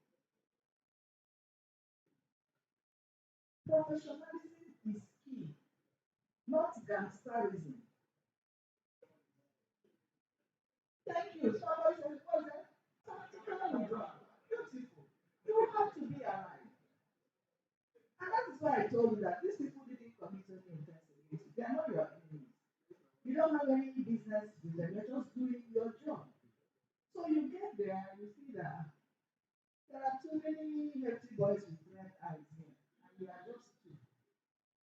I said because you're police, you're entering, and they kill you there. You come and God forbid, you come and die. Meanwhile, you have every right when you look at the environment. Fair enough. Because it mustn't be done that way. It must not be done that way. So having understood this, you can ask them. okay, what I was trying to chip in is that circumstances for bail in the police confine and the one of the court are different. For instance, if bail is admitted in police level, it is the responsibility of the IPO to ensure that the trustee's house and address is known. Then within the court, it's outside that particular unit of police to investigate, to determine the residence of the trustee. At this time, actually, it shifts a body from the investigating team, but it makes them not to grip or have control of the trustee that is paid within the court on particular matter. You didn't listen to me. I have told you that if we do that, that is in Islam. The court is just like the court making an order which you must obey. The court giving judgment which you must enforce. Were you in court when the judgment was given? No. Are you a party? No. But you are obeying So you brought application to the court, and the court does not agree with you. Instead, the court says, I am admitting this person to do it. Now, what I said, if it is correct that we are doing this wrong, is the court is not the one to execute that bill. If we have been doing that, then that is wrong, and we would begin to train judges, magistrates, registrars, prosecutors in that line. That is the whole essence of this uh, training, so that we know what is going wrong, because you are the ones in the field. We can't sit there and know what is happening if we don't interact. So, even where the court perfects the rule, this same condition applies. But it becomes difficult for you because you are not a court staff. You understand? You are not a court staff, so it becomes difficult for you. But the proper thing is when the court admits the person to do, you will go and enforce that a drawn-up order of that signed by the magistrate or the judge. And then you go and enforce it.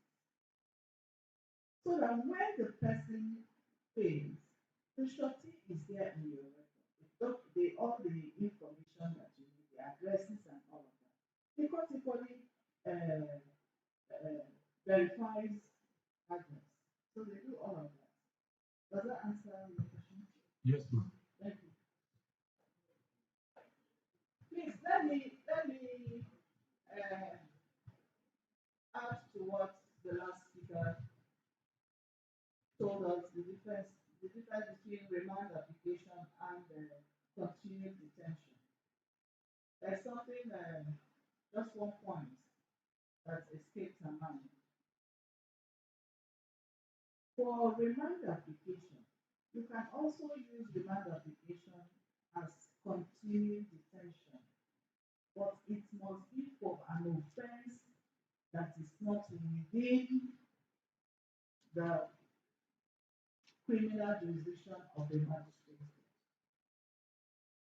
So, for instance, you are investigating a case of arson, and you have done quite a lot.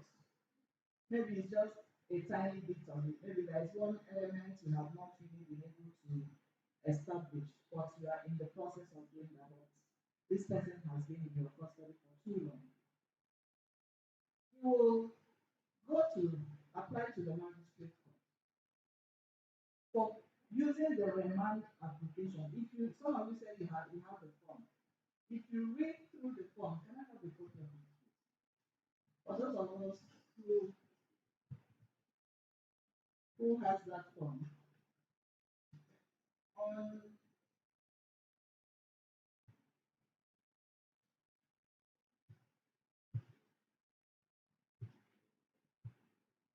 good, paragraph 11 of that form reads, need for further investigation, need for further investigation. So if you have need for further investigation, in other words, you are not asking that this person be remanded at the custodial center, but you want the person to continue to be with you. So if you have need for further investigation, your answer should be yes. You take it. Now the next question following that is period required for further investigation. If you need 10 days, you write 10 days. If you need 1 month, you write 1 month. The bottom line is that the court is going to look at, you still bring your original case back with all the content. The court is still going to look at them to know whether this your application has merit or not. So this particular remand form serves dual purpose. Remember, the remand form is for offenses that are outside the criminal jurisdiction of the magistrate. Continued detention applies to both the one within the jurisdiction of the magistrate and the one outside the jurisdiction of the magistrate. So if it falls outside the jurisdiction of the magistrate, the alleged offense, and what you want is not a remand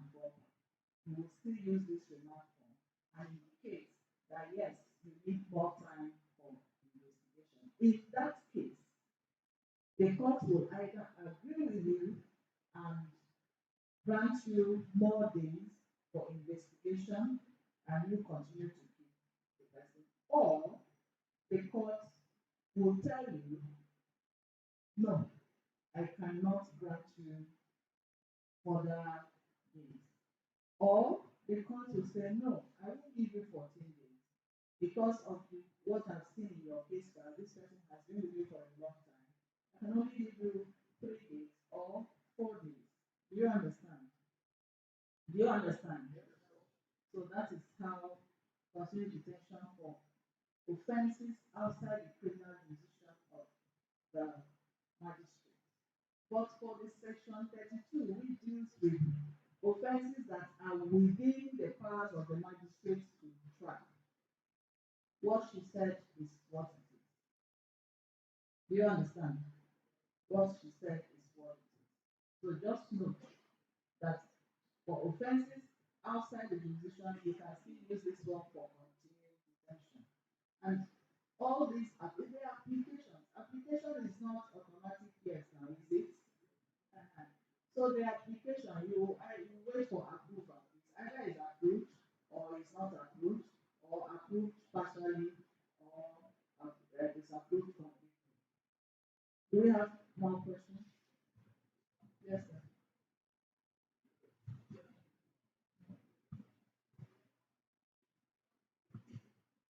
Yes, ma'am. My question is for the second speaker. She made mention of civil matter, and husband and wife is one of the civil matter. But in a situation where the husband beats up the wife, stab the wife, or the wife beats up the husband, stab him all over the body, and they come to the police, do we push them away because they are husband and wife? Or we should involve in the matter? Thank you.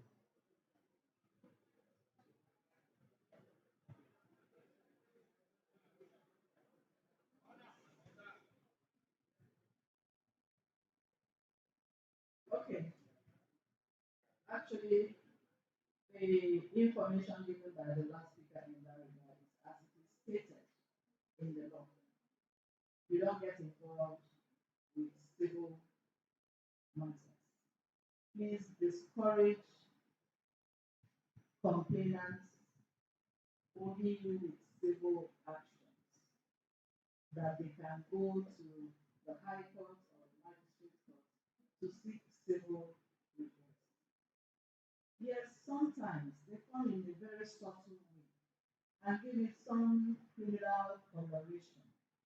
But when you look into it, you know that the bulk of the issue there are civil. You simply ask them to go to court. Now, straight to your question. Before, I don't know how many of us have heard about this law called violence against persons. Violence against persons law.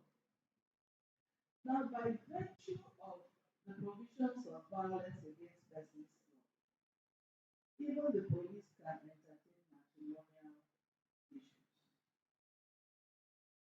by virtue of that violence against persons. In fact, it's because of the situation where we're in this state.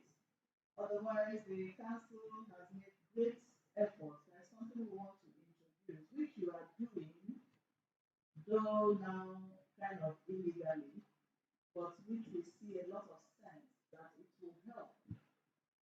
Though there is no law backing what you're doing, but when you look at the economy of time and criminal justice management, it makes a lot of sense. And we feel that that action you take should be given legal backing. And what is that? This thing you call interview.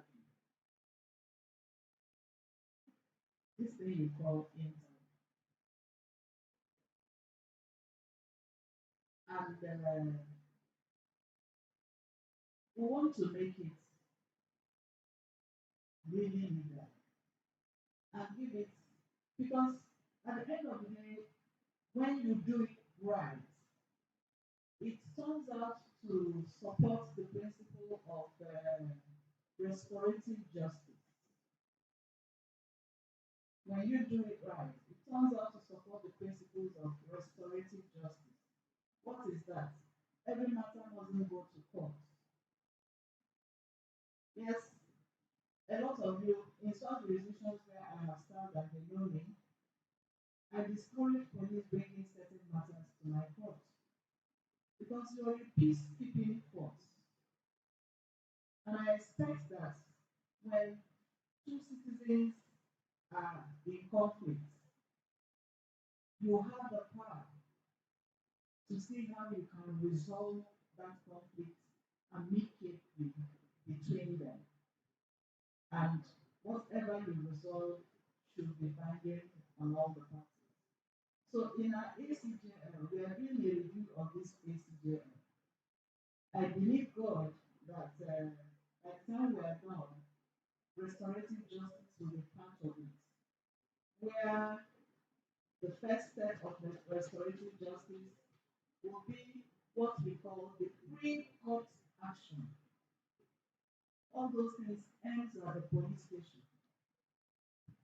You can call two warring section conflicting people to settle their matter, and they agree, and then you will draft terms of settlement and now file it in court.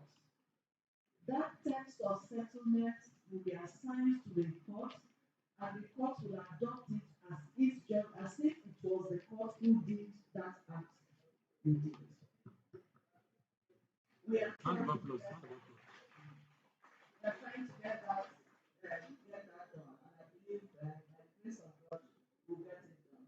It's actually happening right now in Delta State. Delta State is practicing it, and we see a lot of sense in it. You can also, if it is beyond you, instead of charging them to court, you can refer them to the multi-drug courthouse for conciliation, arbitration, and all those type of things.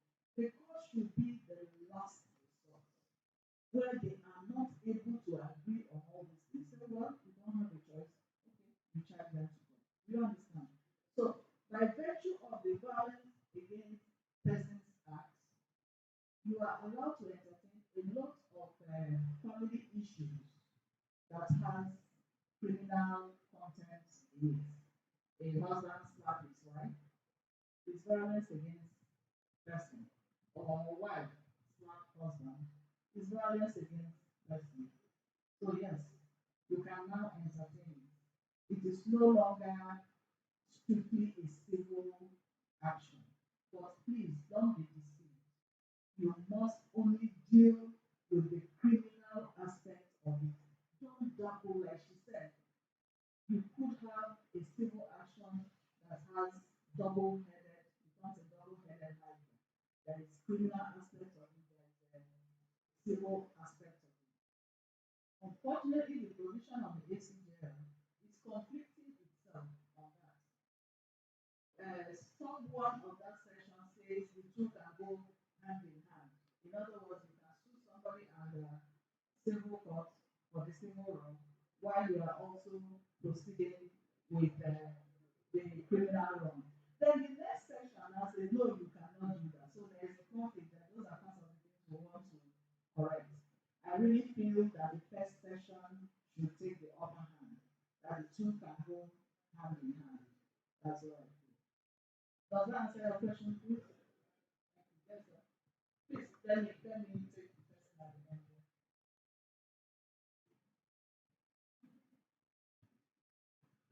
Two more questions and we're done. Please, whatever question you have, we cannot, this is a continuous training, we can't exhaust it all.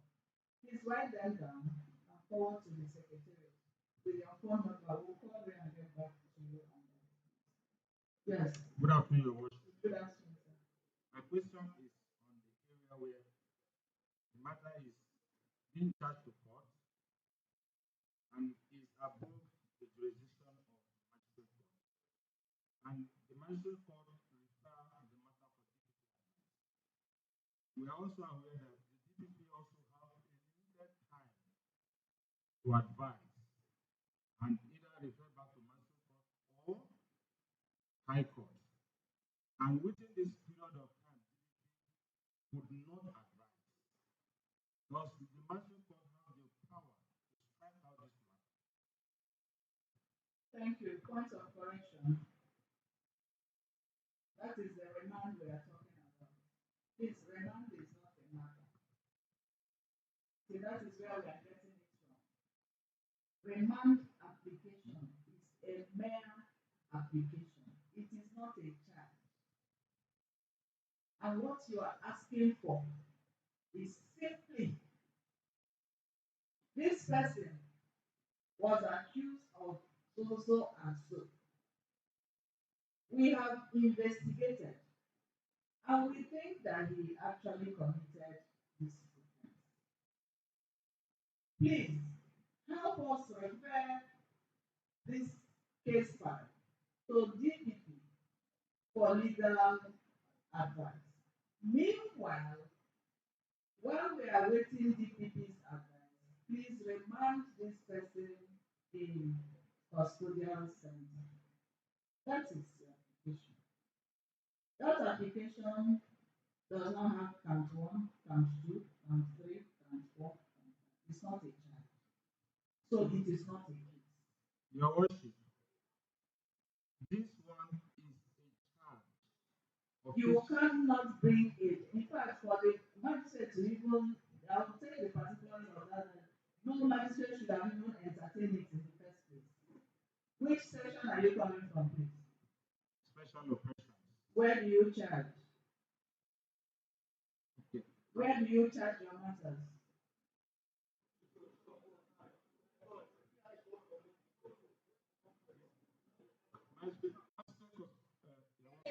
I want to hear. Yes, magistrate court. Yes, magistrate court. Which magistrate court is this? Please listen. But I got magistrate court. Please don't be funny with me. I won't like that.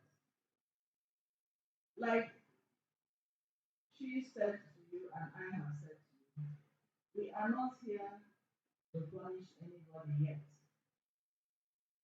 You see, when we encounter wrongdoings, one major thing we lack in this country is feedback. And because we don't have feedback, things keep going wrong. If this brother didn't say that this is the challenge he has with police, this application, we will not know that these things are happening and then we cannot correct it. Now let me tell you, ACJL has insisted on accountability. So we no longer do general accusation. If you check the charges you bring to court now, I think you write your names.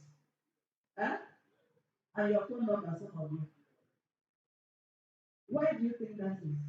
So that if anything goes wrong with that, the person who profiles can be contacted immediately. So when I ask you which magistrate court, don't tell me Port Harcourt, you should know I'm more intelligent than that. Please don't do that next time. We're trying to help our system. And it is you and I who constitute the system. We are the working tools in the system.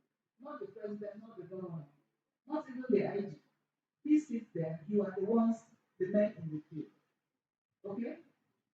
So which magistrate court?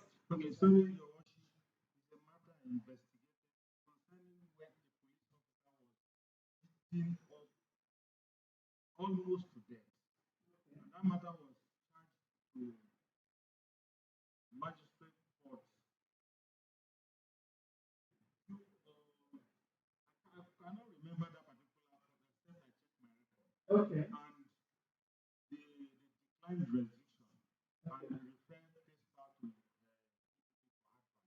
okay. And they said within the period of 25 days or thereabouts. Yeah. And they also write a reminder to the DPP for advice. Yeah. They couldn't bring up an advice. That matter was struck out. The suspect discharged. So you see what we're talking about.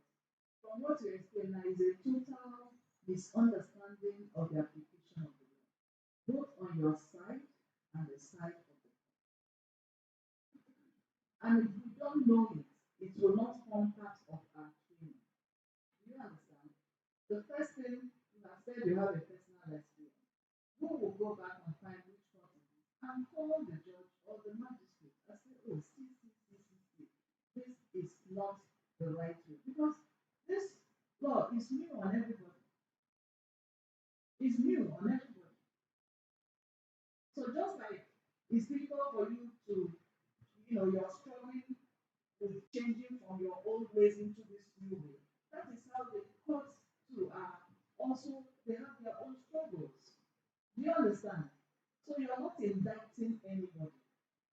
You're doing it so that things will work well.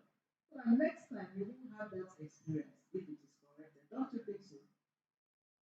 So it's a problem on your side and lack of proper appreciation of the application of the law. Now you shouldn't have brought the. Did you say it's in Port Harcourt? Yes, my worship. Is it family court you went to? No, it's magistrate court, not family Okay. court. Now, which year was that? Last year, your worship. Okay. Now, that is the thing. From the person who registered the case, from you first and foremost, the one who received it from you and registered it, and the court who administered it, all of you have misunderstanding of what it should be. If the offense you are charging is outside the criminal jurisdiction of the magistrate court, they have their own checklist, just like we are giving you checklist. You have also given them. Probably that person didn't check the checklist. You shouldn't have received it from me. Should have advised you to say, no, you can't come by way of charge. Please come by way of remand application. Now, that person failed to do that duty and pushed it to the court. The court realized that this thing should be remand application. But instead of correcting the process, went ahead and applied remand application process on a charge, thereby confusing you. Do you understand what I'm saying? You see the circle of wrongdoing, which if you don't leave at the board, it continues. So it ordinarily ought to be a remand application. Remand application is not a charge, please. If you bring a charge of an offense outside the criminal jurisdiction of a magistrate court, they will not receive it from you at the chief registrar's office. They will not.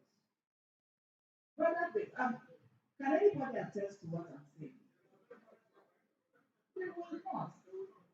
The person in charge there will tell you, oh, sorry, this matter cannot come as a remand application. Can you as a charge?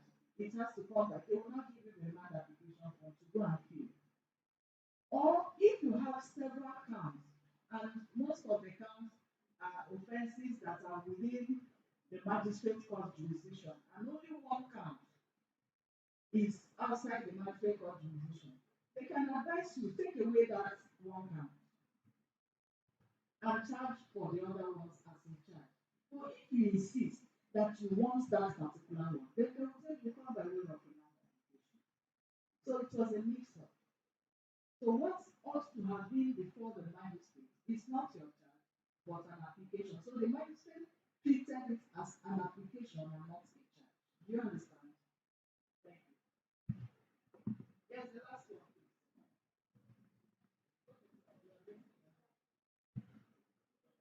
Good afternoon, my lordship. Good afternoon. My question is still on this discussion. A gang of kidnappers were arrested during investigation. The Point of correction. suspected kidnappers, rather. Sorry, my lordship. So that's where we start to fail. Yes.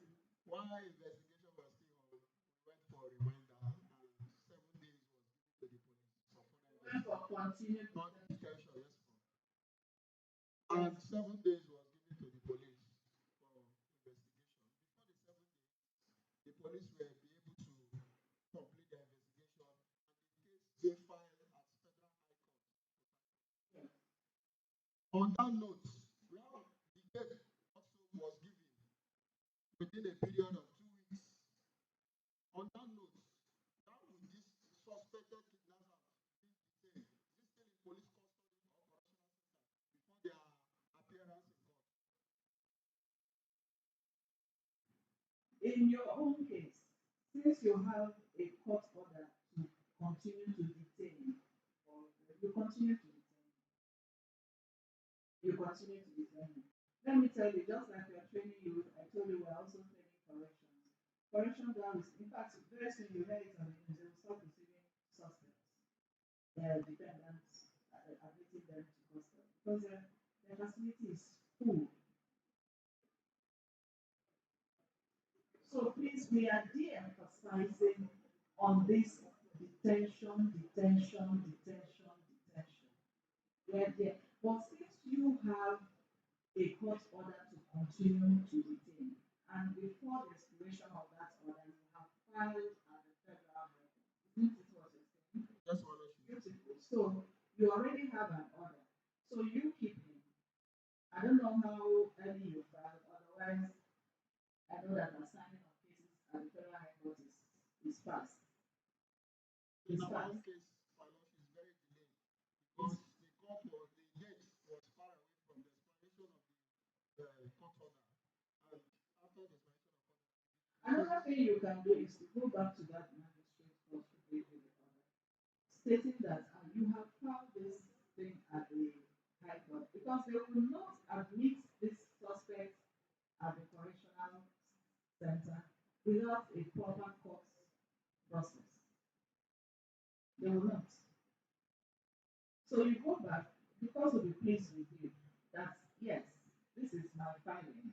Show that you have actually filed or you're waiting for date. They will grant you the application.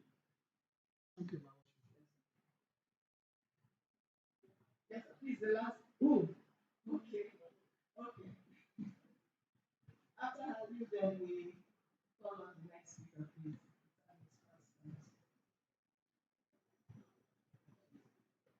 My lord, in a situation where a case of murder is being reported, We have one house, please. in a situation where a case of murder is being reported, and the accused, they have to form, all of them are of the same, a member of one particular church. And instead of them to arrest, you send an invitation letter, you send an invitation letter to the head of that church, who is the pastor, to come with others. Instead of them coming to honor that invitation, they went and told the police. My lord, what did the police do? Fundamental human rights. Isn't it? Tell me the whole truth. You have not said the whole truth. You didn't say the whole truth.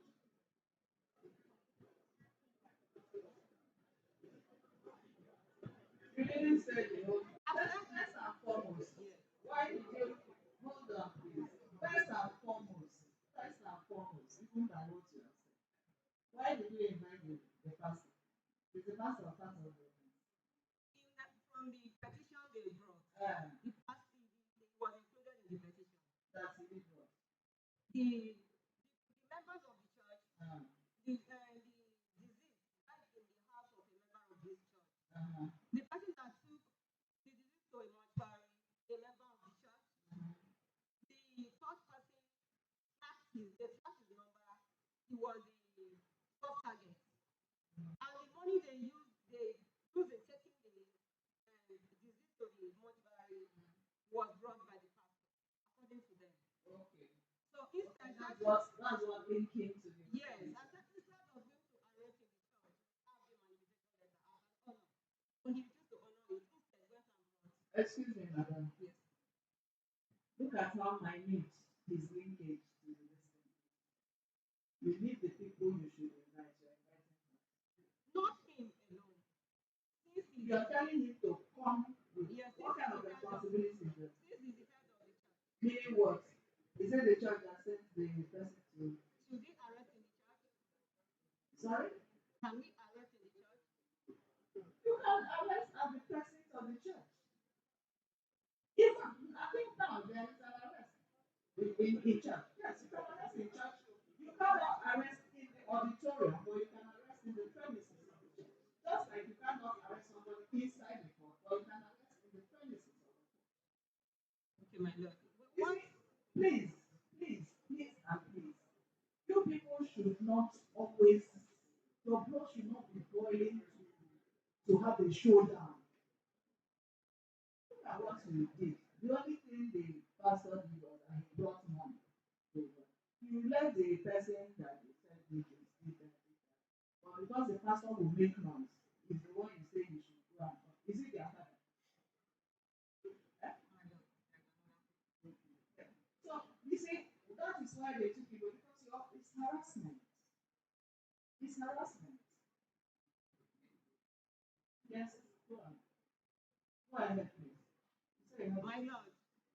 The same person you question, we don't know their residence. They were all members of that church. And we don't know their residence.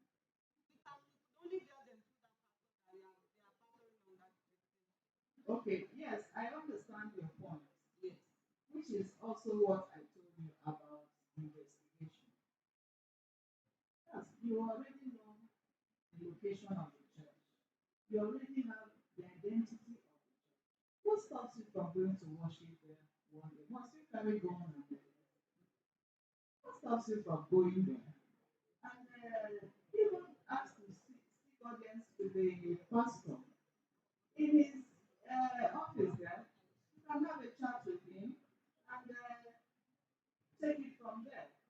Then when he shows that he's not completing, you take the next step.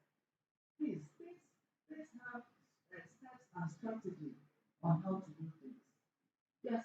Your worship, please. Please, the last I overheard you say overhead not or not. yes. I heard you say not arrested in the court, but within court premises. Yes. Okay.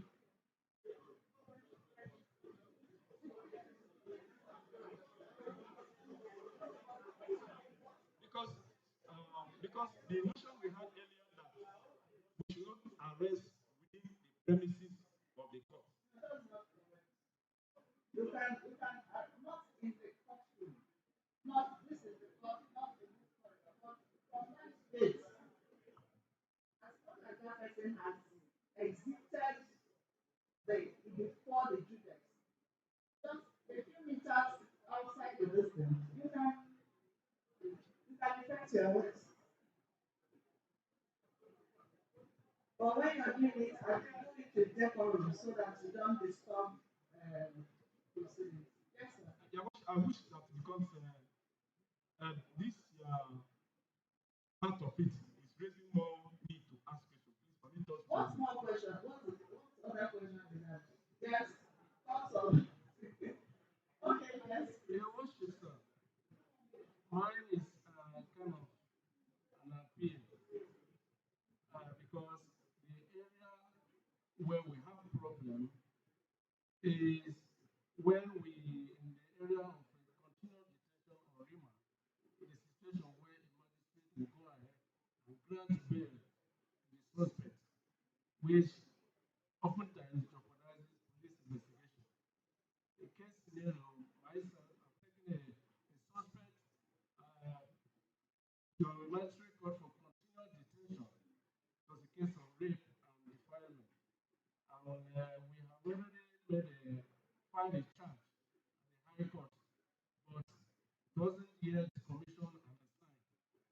And then the magistrate went ahead and granted bail. And we could not get the suspect again. The suspect from there, from the bail that was granted, kind of absconded or so, because the lawyer who appeared and applied for bail, and the magistrate went ahead to grant it. And the charge at the High Court has been coming up days for plea.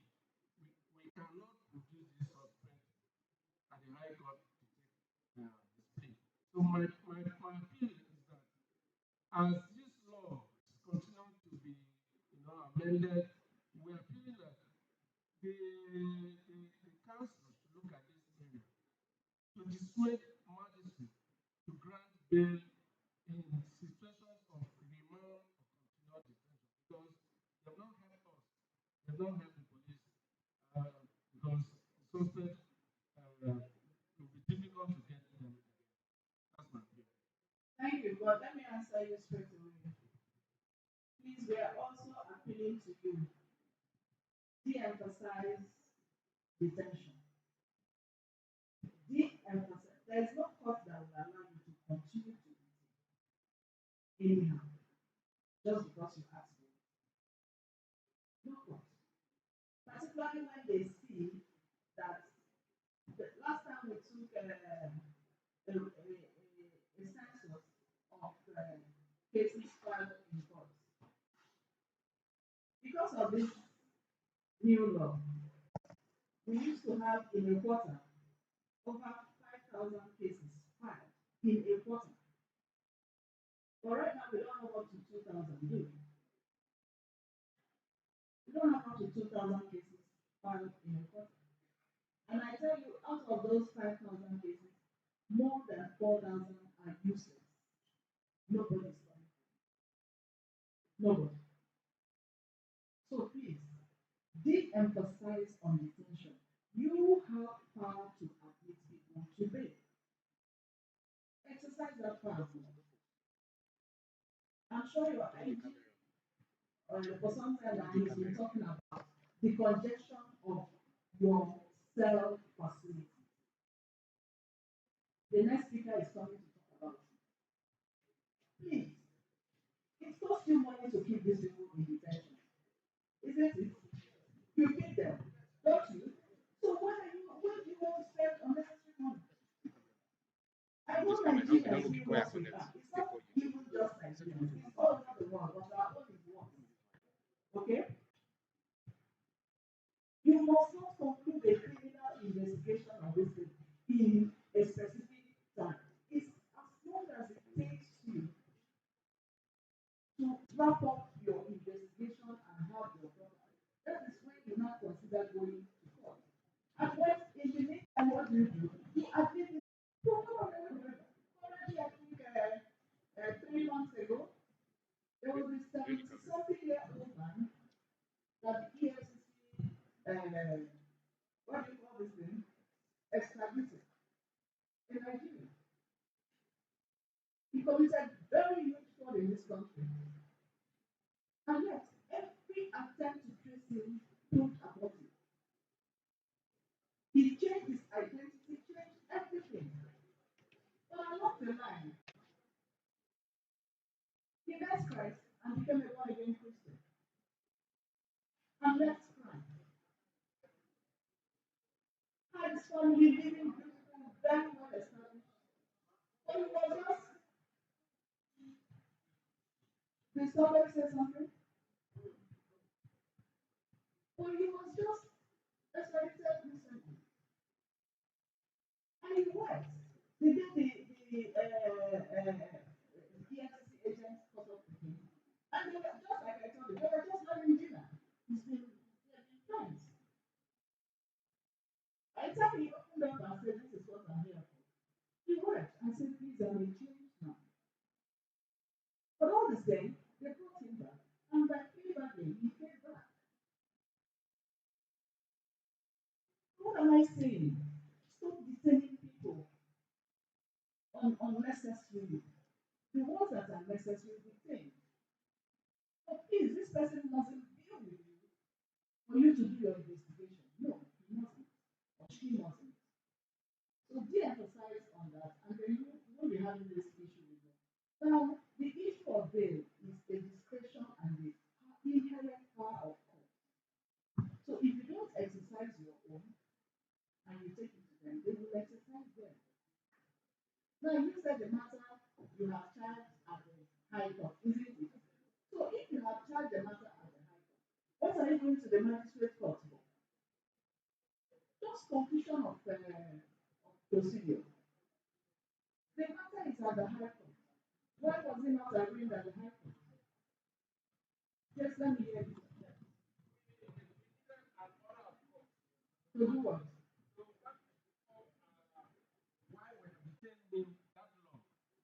because No, no, no, no. because the Hold church, on, hold on.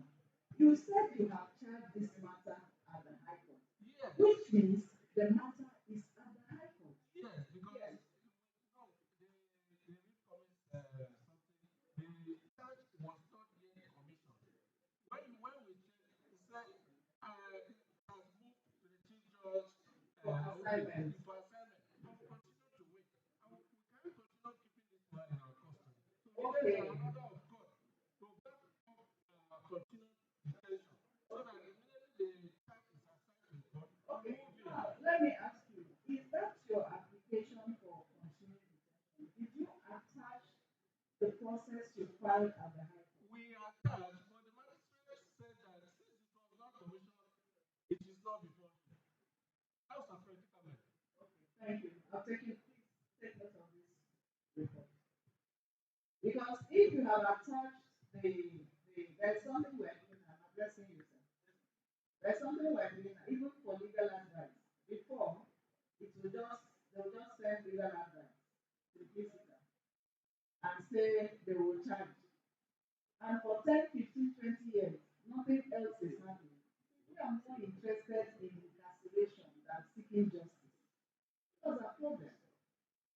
We are more interested in incarceration. Once somebody is incarcerated, you go home and sleep. That for you, that is one case solved. No, that is not justice. So now, every legal advice comes with a front page of the information or the charge. Now, in the case of information, you know that information you file through Police platform. Now, if you have filed it indeed, that thing you attach should have the filing ID on it. On Friday, I think that was yesterday, yes, we trained magistrates on that. It should have the filing ID. Once the magistrate sees the filing ID on the document you attach, there is no way she will not or he will not grant you your application. You know why? Because at that time you have actually satisfied the court that yes, this thing is in the process, it cannot be withdrawn. But when you just make photocopy, anybody can write anything and make photocopy and attach. You see, we are living a very dangerous life. Every time our life is hanging on the balance. So for us, everybody is a suspect. Thank you. Okay. Yes, sir. I think I will end it here so that the last speaker, once the last speaker is done, then we will now have ample time for further questions. Please, your hands, please. All hands, God bless you. And that is a good one from experience stories. The next one quickly will be taken from Lordship Anthem, Kudiri, and should be taken on the importance of record keeping, monthly inspection of police stations by a magistrate. Please let the hands go to encourage them. Welcome.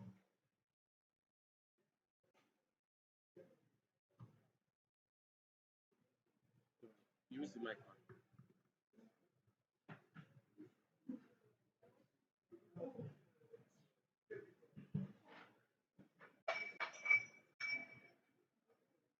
All right, good evening, everybody. I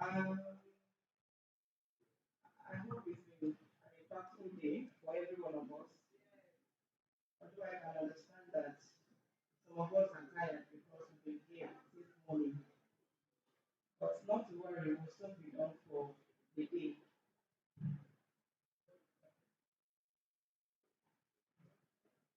Um, by way of triangle, let me begin by lending my voice to what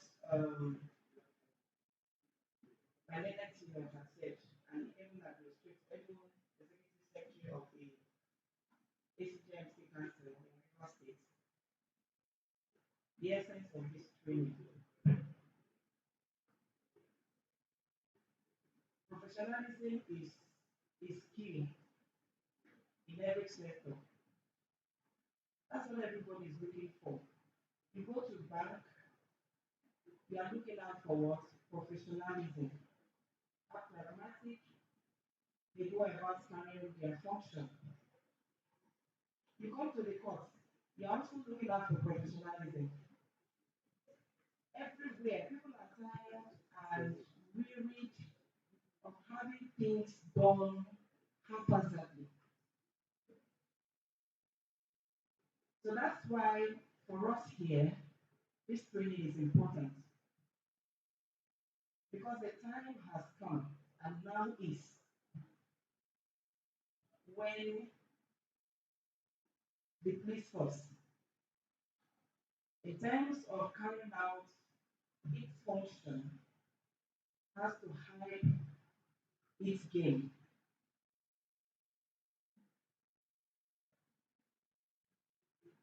You will agree with me that it is no longer business as usual.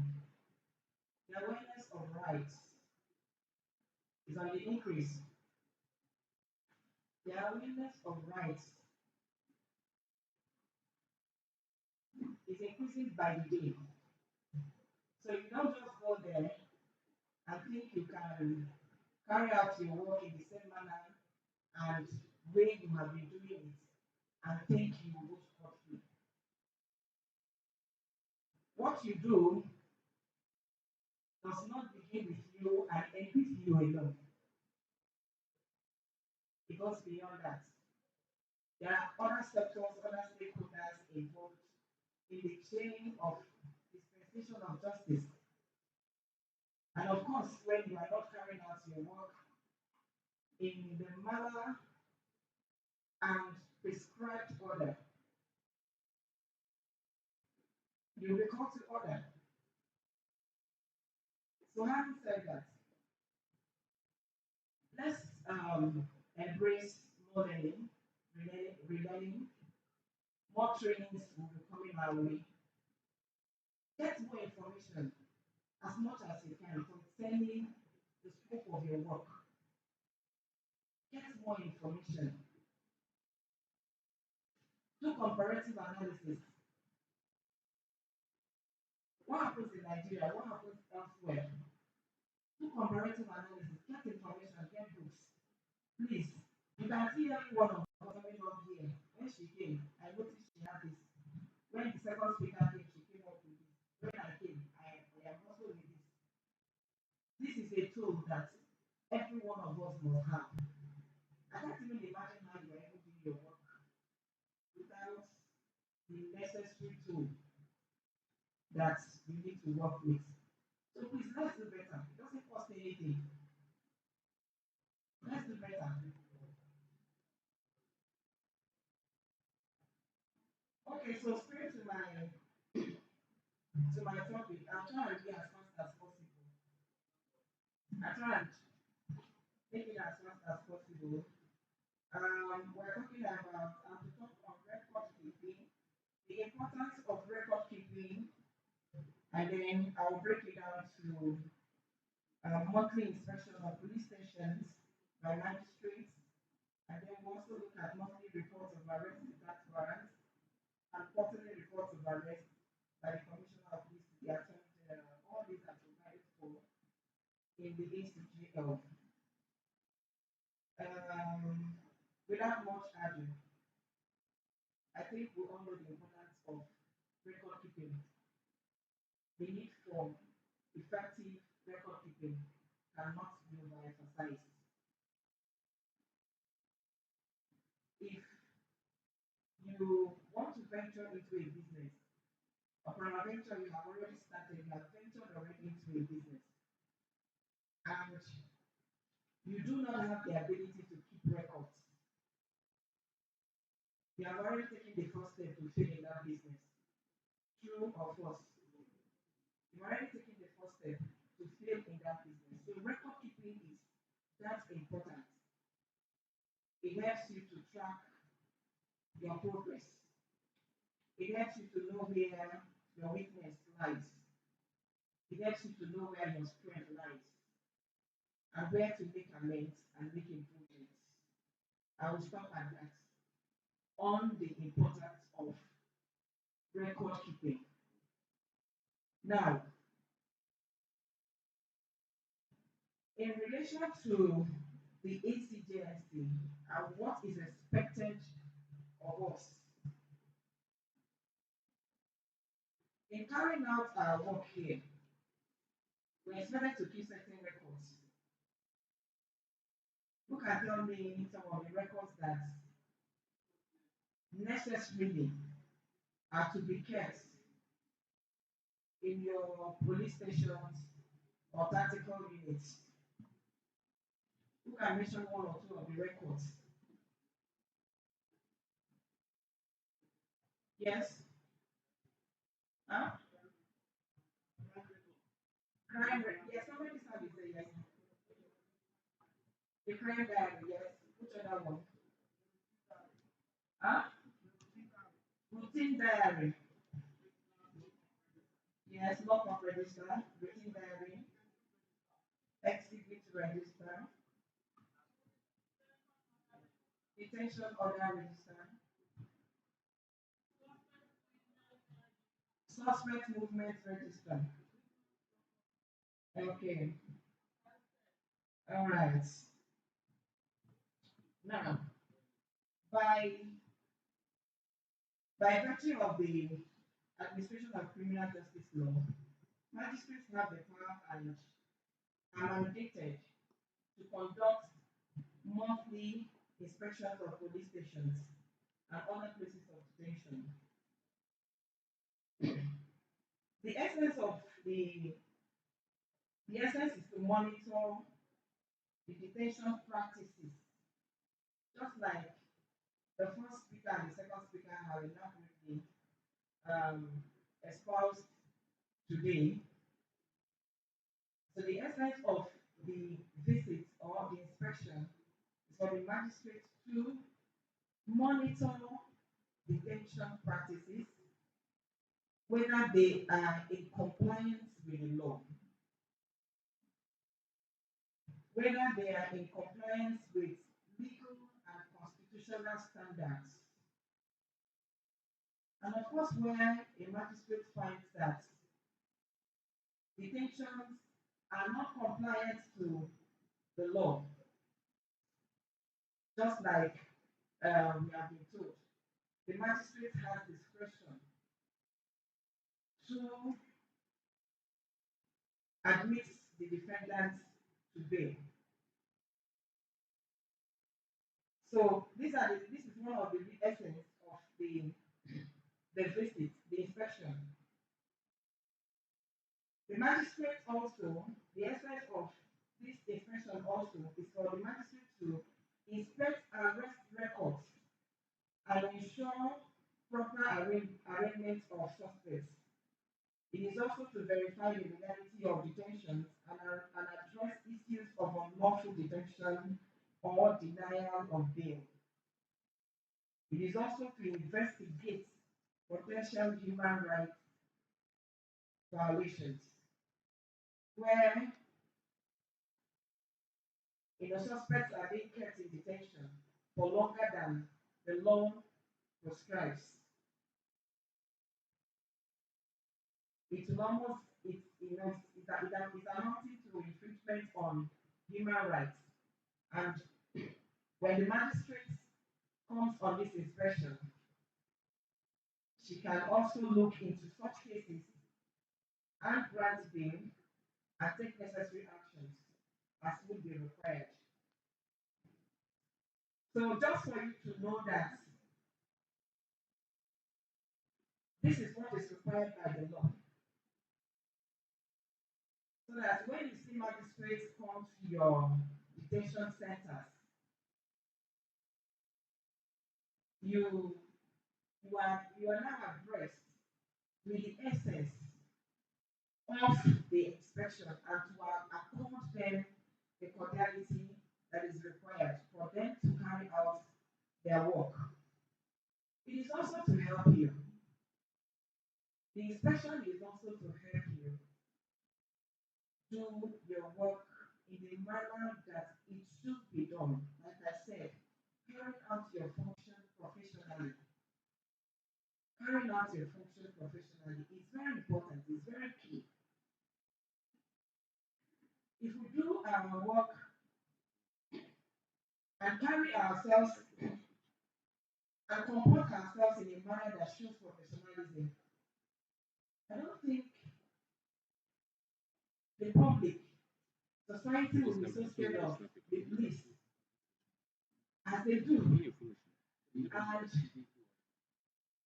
And I actually wish for the narrative to change from police is not my friend to police is our friend.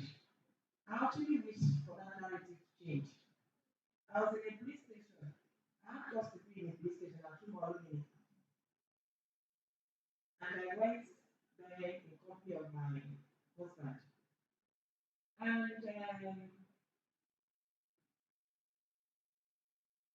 the moment we got in there, the IPO and all the other officers there, they were as usual about the showdown, the usual showdowns.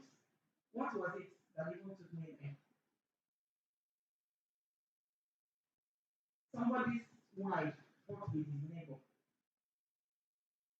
Somebody's wife fought with his neighbor's wife too.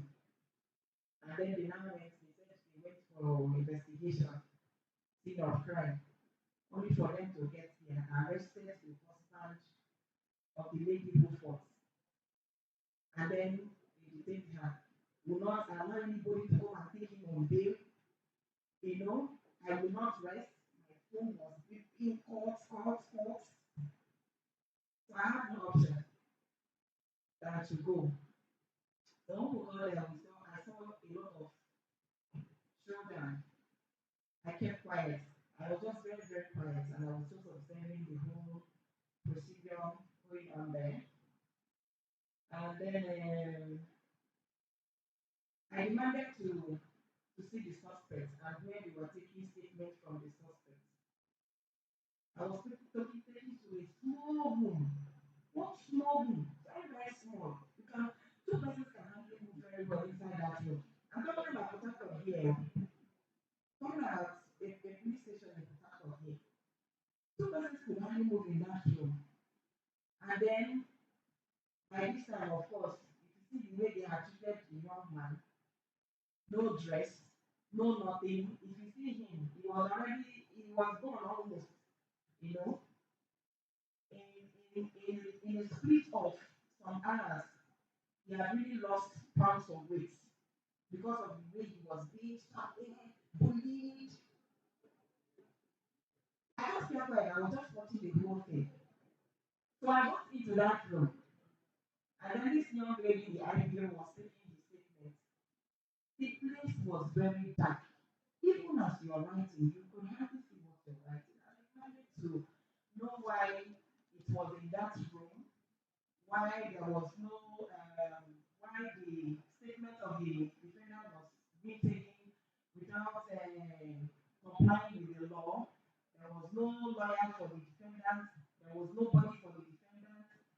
It's not like you even have a CCTV camera. And when I have said the CCTV camera we have does not get to that room.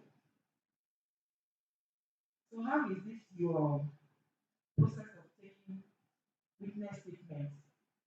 How is it in tandem with the law? As I try to even as a needed to see the small girl shouted at me. Madam, allow me to do my work now. It's not my work here I'm doing. I kept quiet, I just went outside and I stood outside. Cut long story short. At the point where I couldn't take it again because by this time I was allowing my husband to do everything. I didn't want to get involved.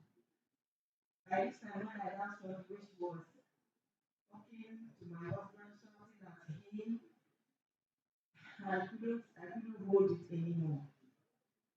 So I kind of made myself low. Everybody changed. Hey, you for tell us now. You for tell us now, eh?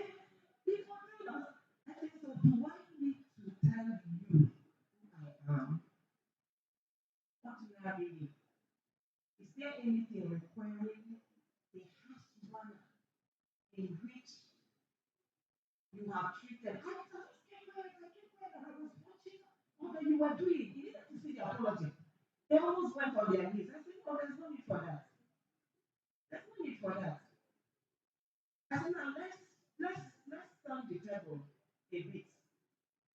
Don't you think it would have been nicer? What would happen if I had stepped in there? I don't look, forget the fact, forget position, forget title. If you look at me, I don't look so small, I don't look so big that if I walk into an office, you cannot accord me the least respect. That's talking about mannerism, professionalism. And I said, okay, so what happens if I had walked in here, or we had walked in here, and you say, oh, good morning, welcome. Please can you have a seat? How may we help you? What can we do for you? Who did you come to see? What are you here? What will happen if you do that? Just doing that alone, just doing that alone, you have assuaged the fear, the tension in anybody's mind. And then the person cannot feel that I am safe here. The person can feel I am safe here. In fact, about how many persons have made attempts to get this person on bail? They did not even allow them get close to the gate, their gate. So when we came out, one of them was asking me, Madam, which power will you use? How did you do it that these people can, that these people even listen to you? I just drove, I just went into the car. I'm talking about professionalism. Let's begin to give it a serious thought in carrying out our work. And that's why we have these oversight functions of the judiciary coming into play. It is no longer business as usual. You don't just think that you start to do anything and then it ends there. So monthly inspection is empowered by the law. It's actually to monitor what you do in these detention places. And you also have reports to give on monthly basis. Like you said, you have records that the magistrates ordinarily will inspect. You have mentioned the local register, you mentioned the crime diary, you mentioned all the necessary records. But one thing I have discovered from my own experience of my own police station where I inspect, the ability to keep records is very, very poor. Like very, very poor at record keeping. Very, very poor. Very, very poor. When I come for the local register, the crime diary, they even look so dirty, so unkempt. That sometimes you can't even really want to touch them. You can't really even want to touch them. And then I also discovered that it looks like some officers are not trained to know what the content of these various records should be. Please, can somebody tell us what the content of the local register should contain? What should be the content of a local register? Please, very quickly. Don't worry, the next 5 or 10 minutes we are done. Please, if you want to speak, raise your hand so that the mic can be passed to you.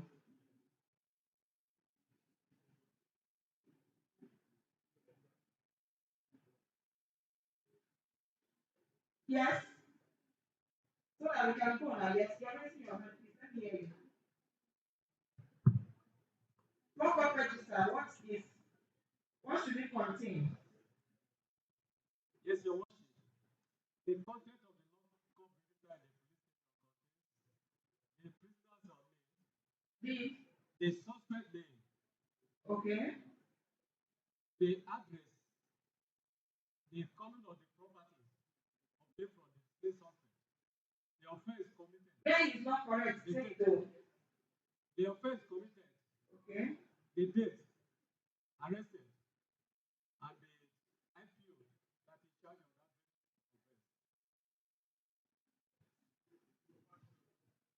Is it correct? Is it correct? Good. Crime diary.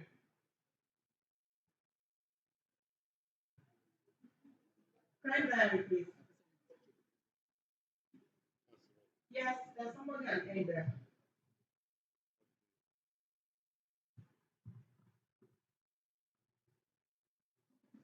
A police crime diary includes the serial number, the date, time, and the details. Is that correct too? Some persons disagree. So what is not mentioned? Let's get from you.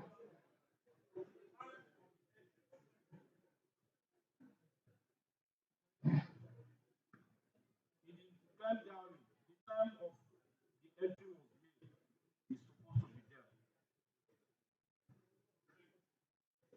So is that correct now? You also have your detention order. So what should we be looking at for a detention order?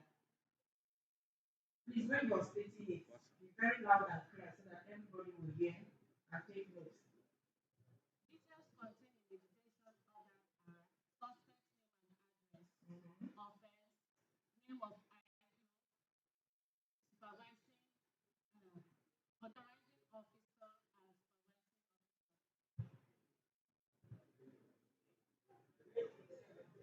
Date. Date. Yes, the date must be there. Does anybody have anything to add again? The offense itself and the section must also be included. As the section, as the offense itself must be stated there. As in the detention order, the mention of the offense must be stated there. But what I don't agree is this, the section of the law stated there. It's not there. You said so. So how about routine diary? Routine diary.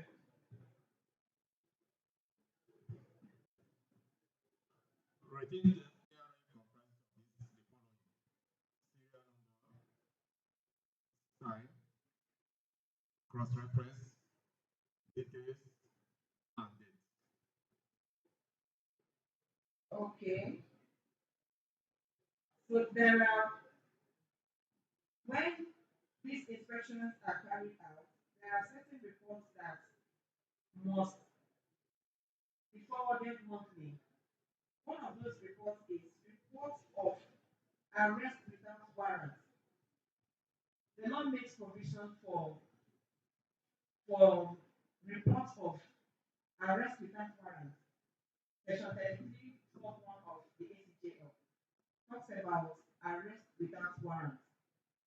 So as the magistrate comes to inspect, you must have a report of the number of arrests you have made without warrant. That report is very important. That report is very, very important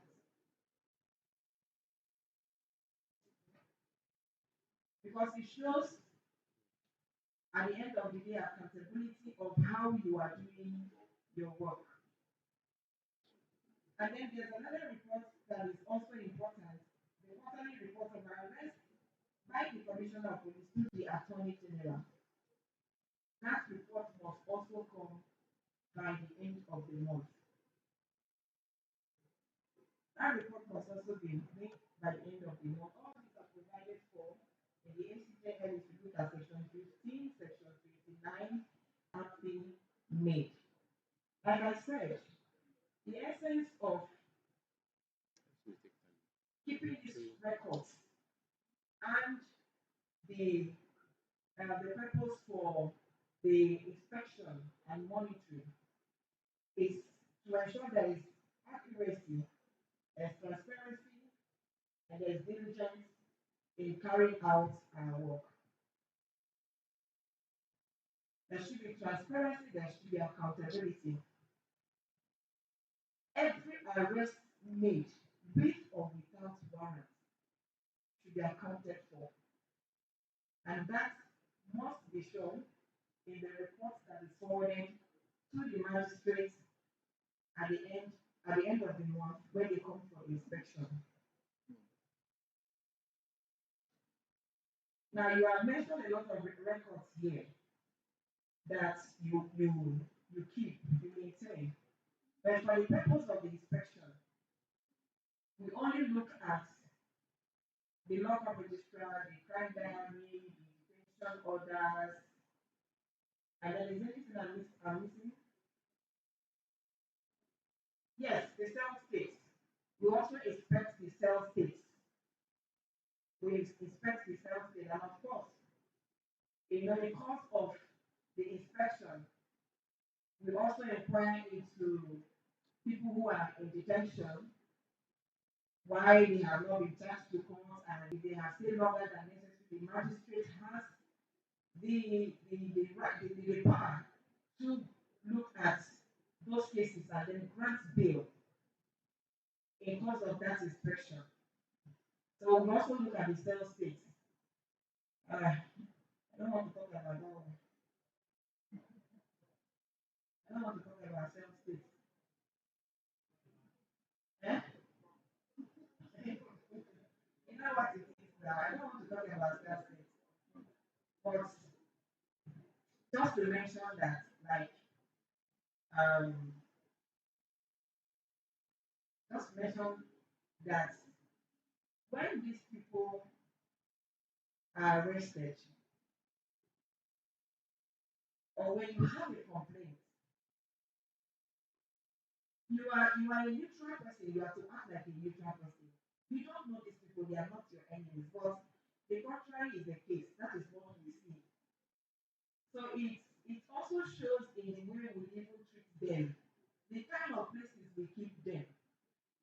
Personally, where I go to visit, I have to beg the DPO to get these padded mats. You know this mat that sell that has little foam. You know this padded mat. I have to beg. I don't even mind. I can bring money to buy it. The first day I went there, I couldn't stand the stench coming from that cell. I couldn't stand it. And you don't mind, you throw in people there, sleep on the bed floor. So that was how we got mats, at least mats in that station. So self-state is also important. They are human beings. They are human beings. They are human beings like you, and they have rights.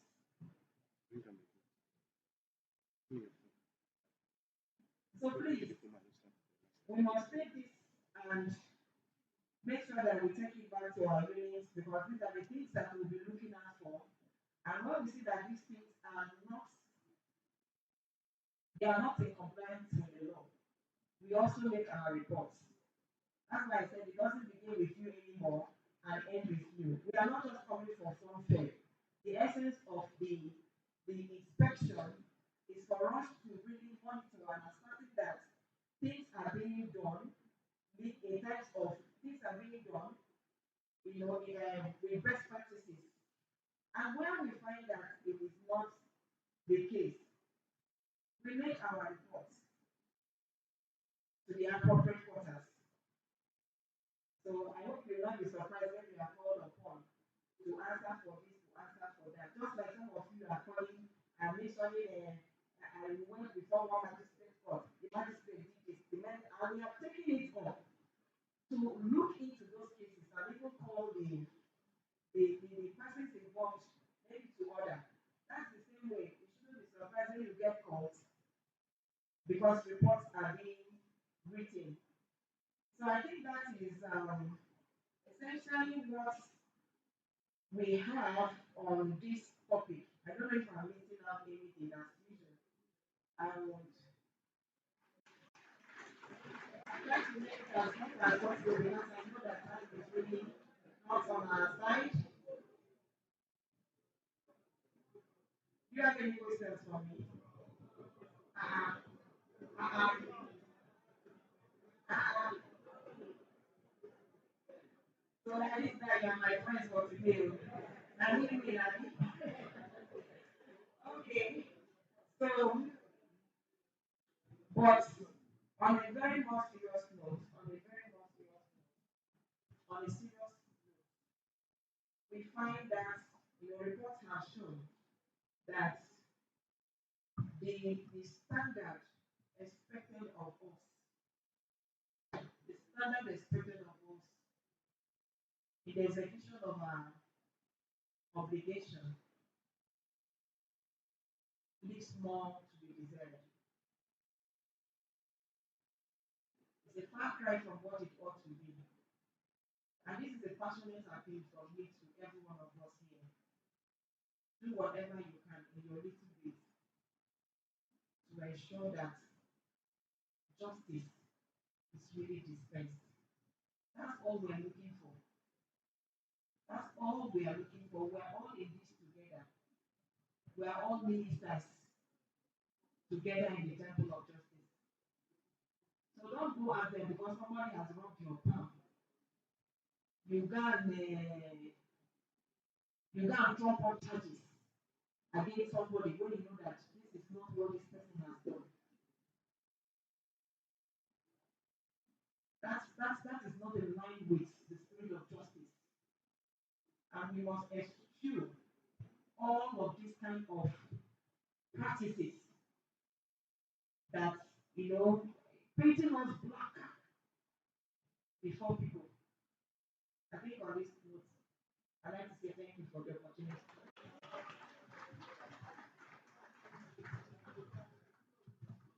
Please, I wish we clap. Let us clap now. Let us clap now. Let us clap. Um, on this note, um, our bosses, commanders, I don't know whether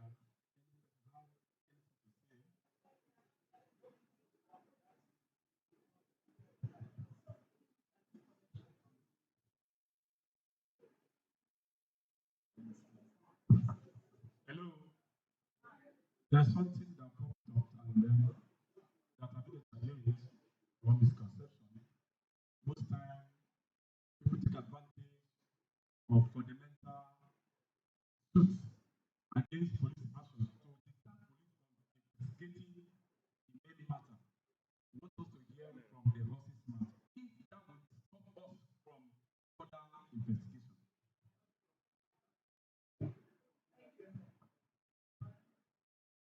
Thank you very much for that very direct presentation. But I just want to elaborate on this the lockup register. We are still calling it prisoners lockup register. As an ancient prisoners don't stay with police anymore. We're working on that. For those of us, where are my family members, auntie kidnap? Have they gone? The children are gone. Okay, thank you for staying.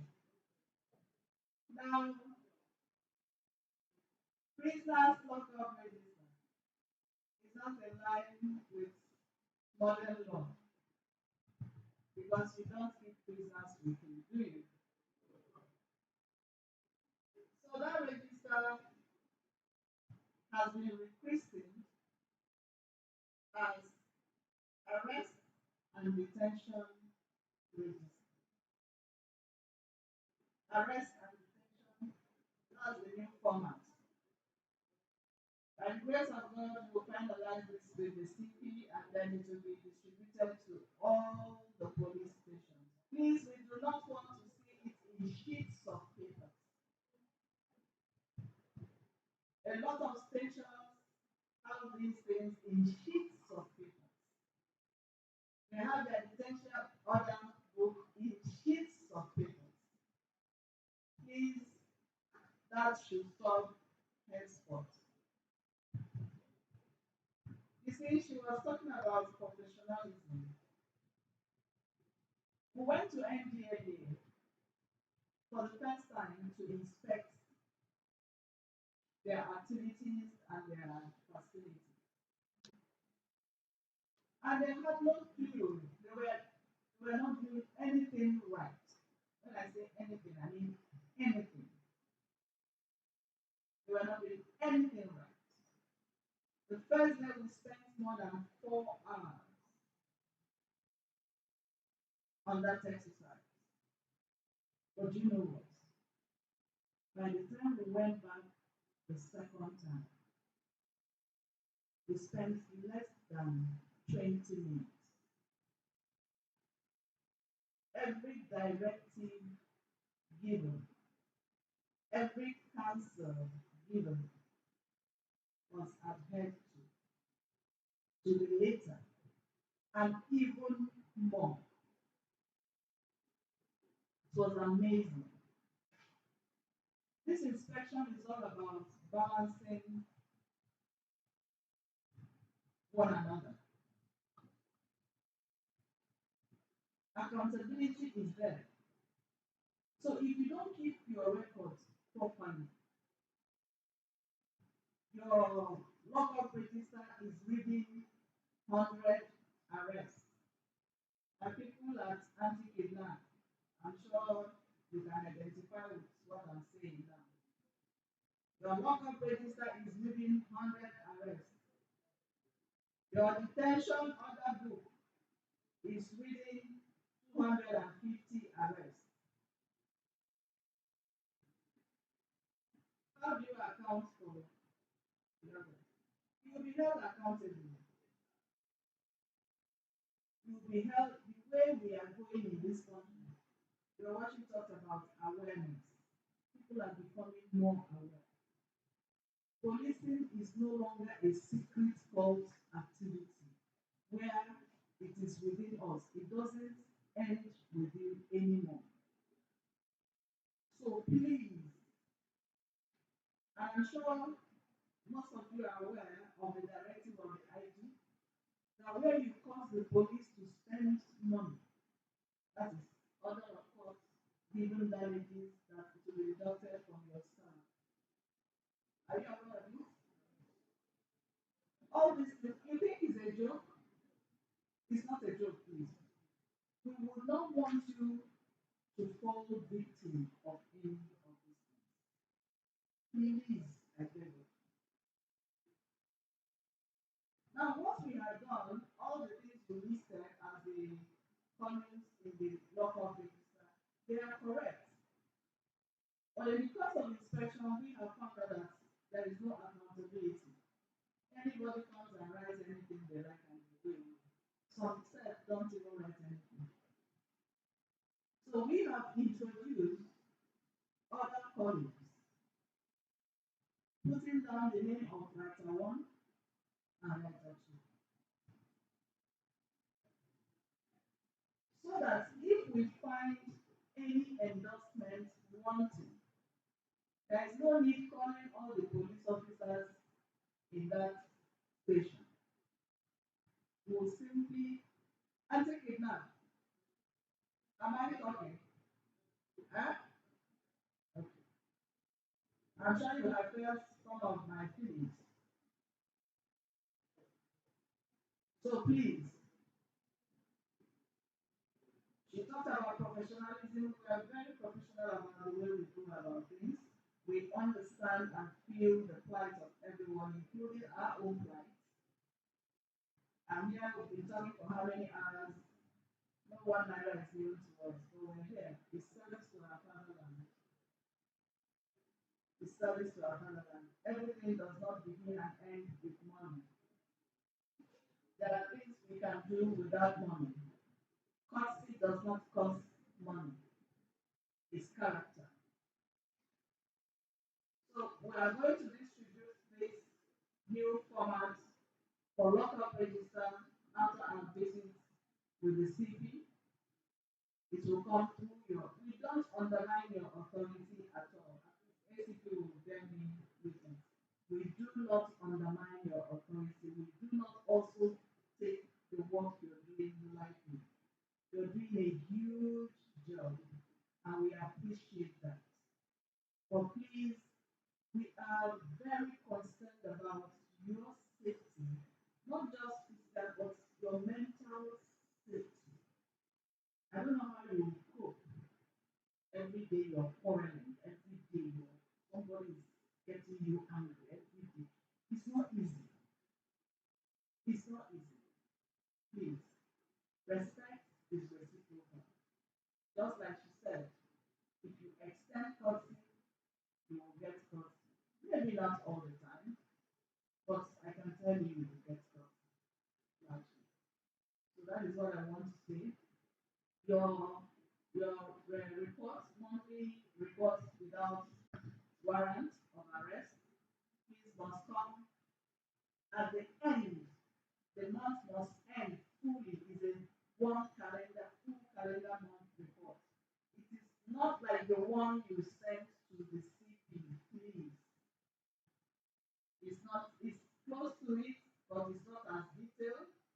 All we want is the names of the persons arrested and those little details. The law actually says there should be fingerprints, photographs, and all of that.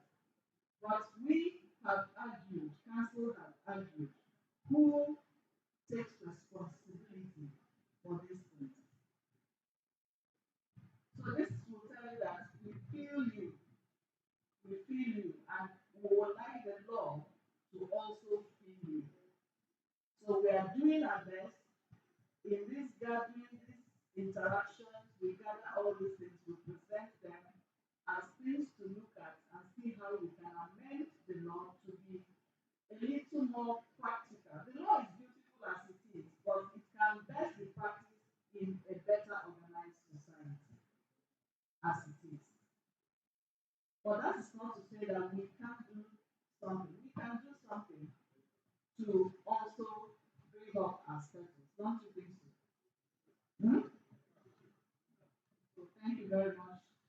And God bless you. So you asked a question, right? What was that question? What was it? Okay. Abuse of human rights, right? The fundamental human rights. If she stops the main case under investigation, If it comes, if it stops the main case under if it investigation, is a court order, there is nothing you can do. You can only go and appeal. You can only go and appeal. If it's a court order, you cannot disobey court order. You will only go and appeal. But you know, a lot of times, the reason why you get these things against you is because you are never, most of the times, not represented in court where the matter is coming up. So the judge does not have the opportunity of hearing your own side. You don't send any representation, and the case must end. I've told you the courts are changing. We are changing gradually, and I want you to change too. Gone are the days you will file an application in court and it will take 10 years. Those are old cases. Try them now. Because judges and magistrates are being assessed. What have you? So it's no longer business as usual when a judge like comes to court, when he doesn't like. No, no, no, no, no. There is a minimum requirement of the work you should do per quarter. Minimum number of judgments, minimum number of rulings. So everybody is struggling to at least get that minimum. Where you don't get it, a query is issued to you. First time, three, second time, third time, the fourth time, action is taken against you. I'm sure you've been reading in newspapers, judges that have been suspended for 1 year without pay, with pay, and it's as a result of all these things. It's not just about corruption. Well, it's part of corruption because when you don't do your work right, it is corruption. So please, you want to be accountable. So try when you have fundamental human rights abuse applications, try and present self-representation. Let the court also hear you. Okay? But when you refuse to come, there's nothing the court can do. It's only judging based on what is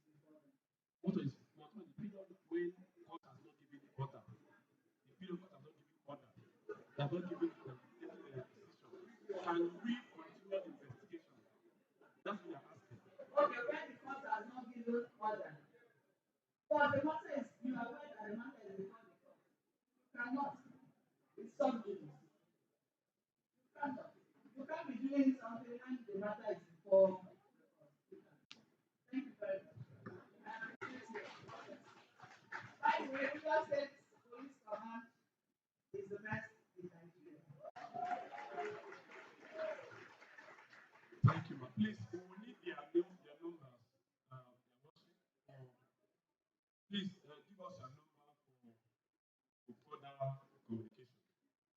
Please, read the form of the delegated responsibility on behalf of the police management team, the assigned responsible from the SCP in charge of state criminal investigation. Please, we indeed appreciate you for spending your time, for updating us to have the best knowledge and to be the best police according to what standard today. Indeed, we appreciate you. The tactical team commanders also thank you for 10 times, despite the distance to get here.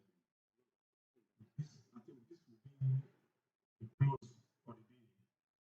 Thank you and God bless you.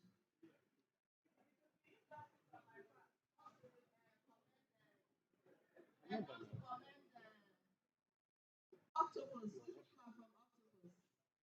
Octopus, please, can we give these people a resounding applause? That's the one near Ojoto, right? Is that the one near Ojoto? Please give them a resounding applause. Listen, with I inspected this place unannounced. 6137. Unannounced. Julian is your commander, right? For the first time in this job in almost in over 6 years, I walked into a cell and I stood there chatted with the inmates and I did not hold my breath. The cleanliness there is unimaginable. Please go to their station and see what they are doing with themselves. Thank you very much. God bless you. Please, you can have the phone number. You can have the phone number. Have the phone number. 080 61 080 61 37 20 48. I repeat 080 61 37 20 48. We need two volunteers that will on uniform, fully dressed, that will the media people will interview fully dressed on behalf of the Nigerian police. We need two volunteers.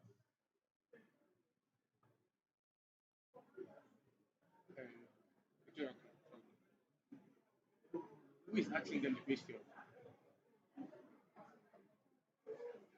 Please, We'll use phone, we'll do it live. The phone as we're doing it, call him, we're doing this live. So we'll use this phone. announce to you people. That is the administration of criminal justice. All the investigative police officers, you need to have one. You need to have one. So that whenever you go through it, when you get to court, We'll do if it they live. set it as We'll a use section the phone. of We'll justice, do it live. We'll use phone. but So we'll also of stream it. the If it puts the secretary of the tripod administration also, of criminal justice, make the phone. veterans, If send the tripod, they ask them. they will contact No, the put people in the background. PDP for us. I don't know. To help them know how far that law will be. But if you go to Use the this section of background. justice, that is the high court there. Use this background. You can get it. Please have it. It's very, very important. That is what they are using now. So that it will help you in whatever you are doing in the court. Thank you.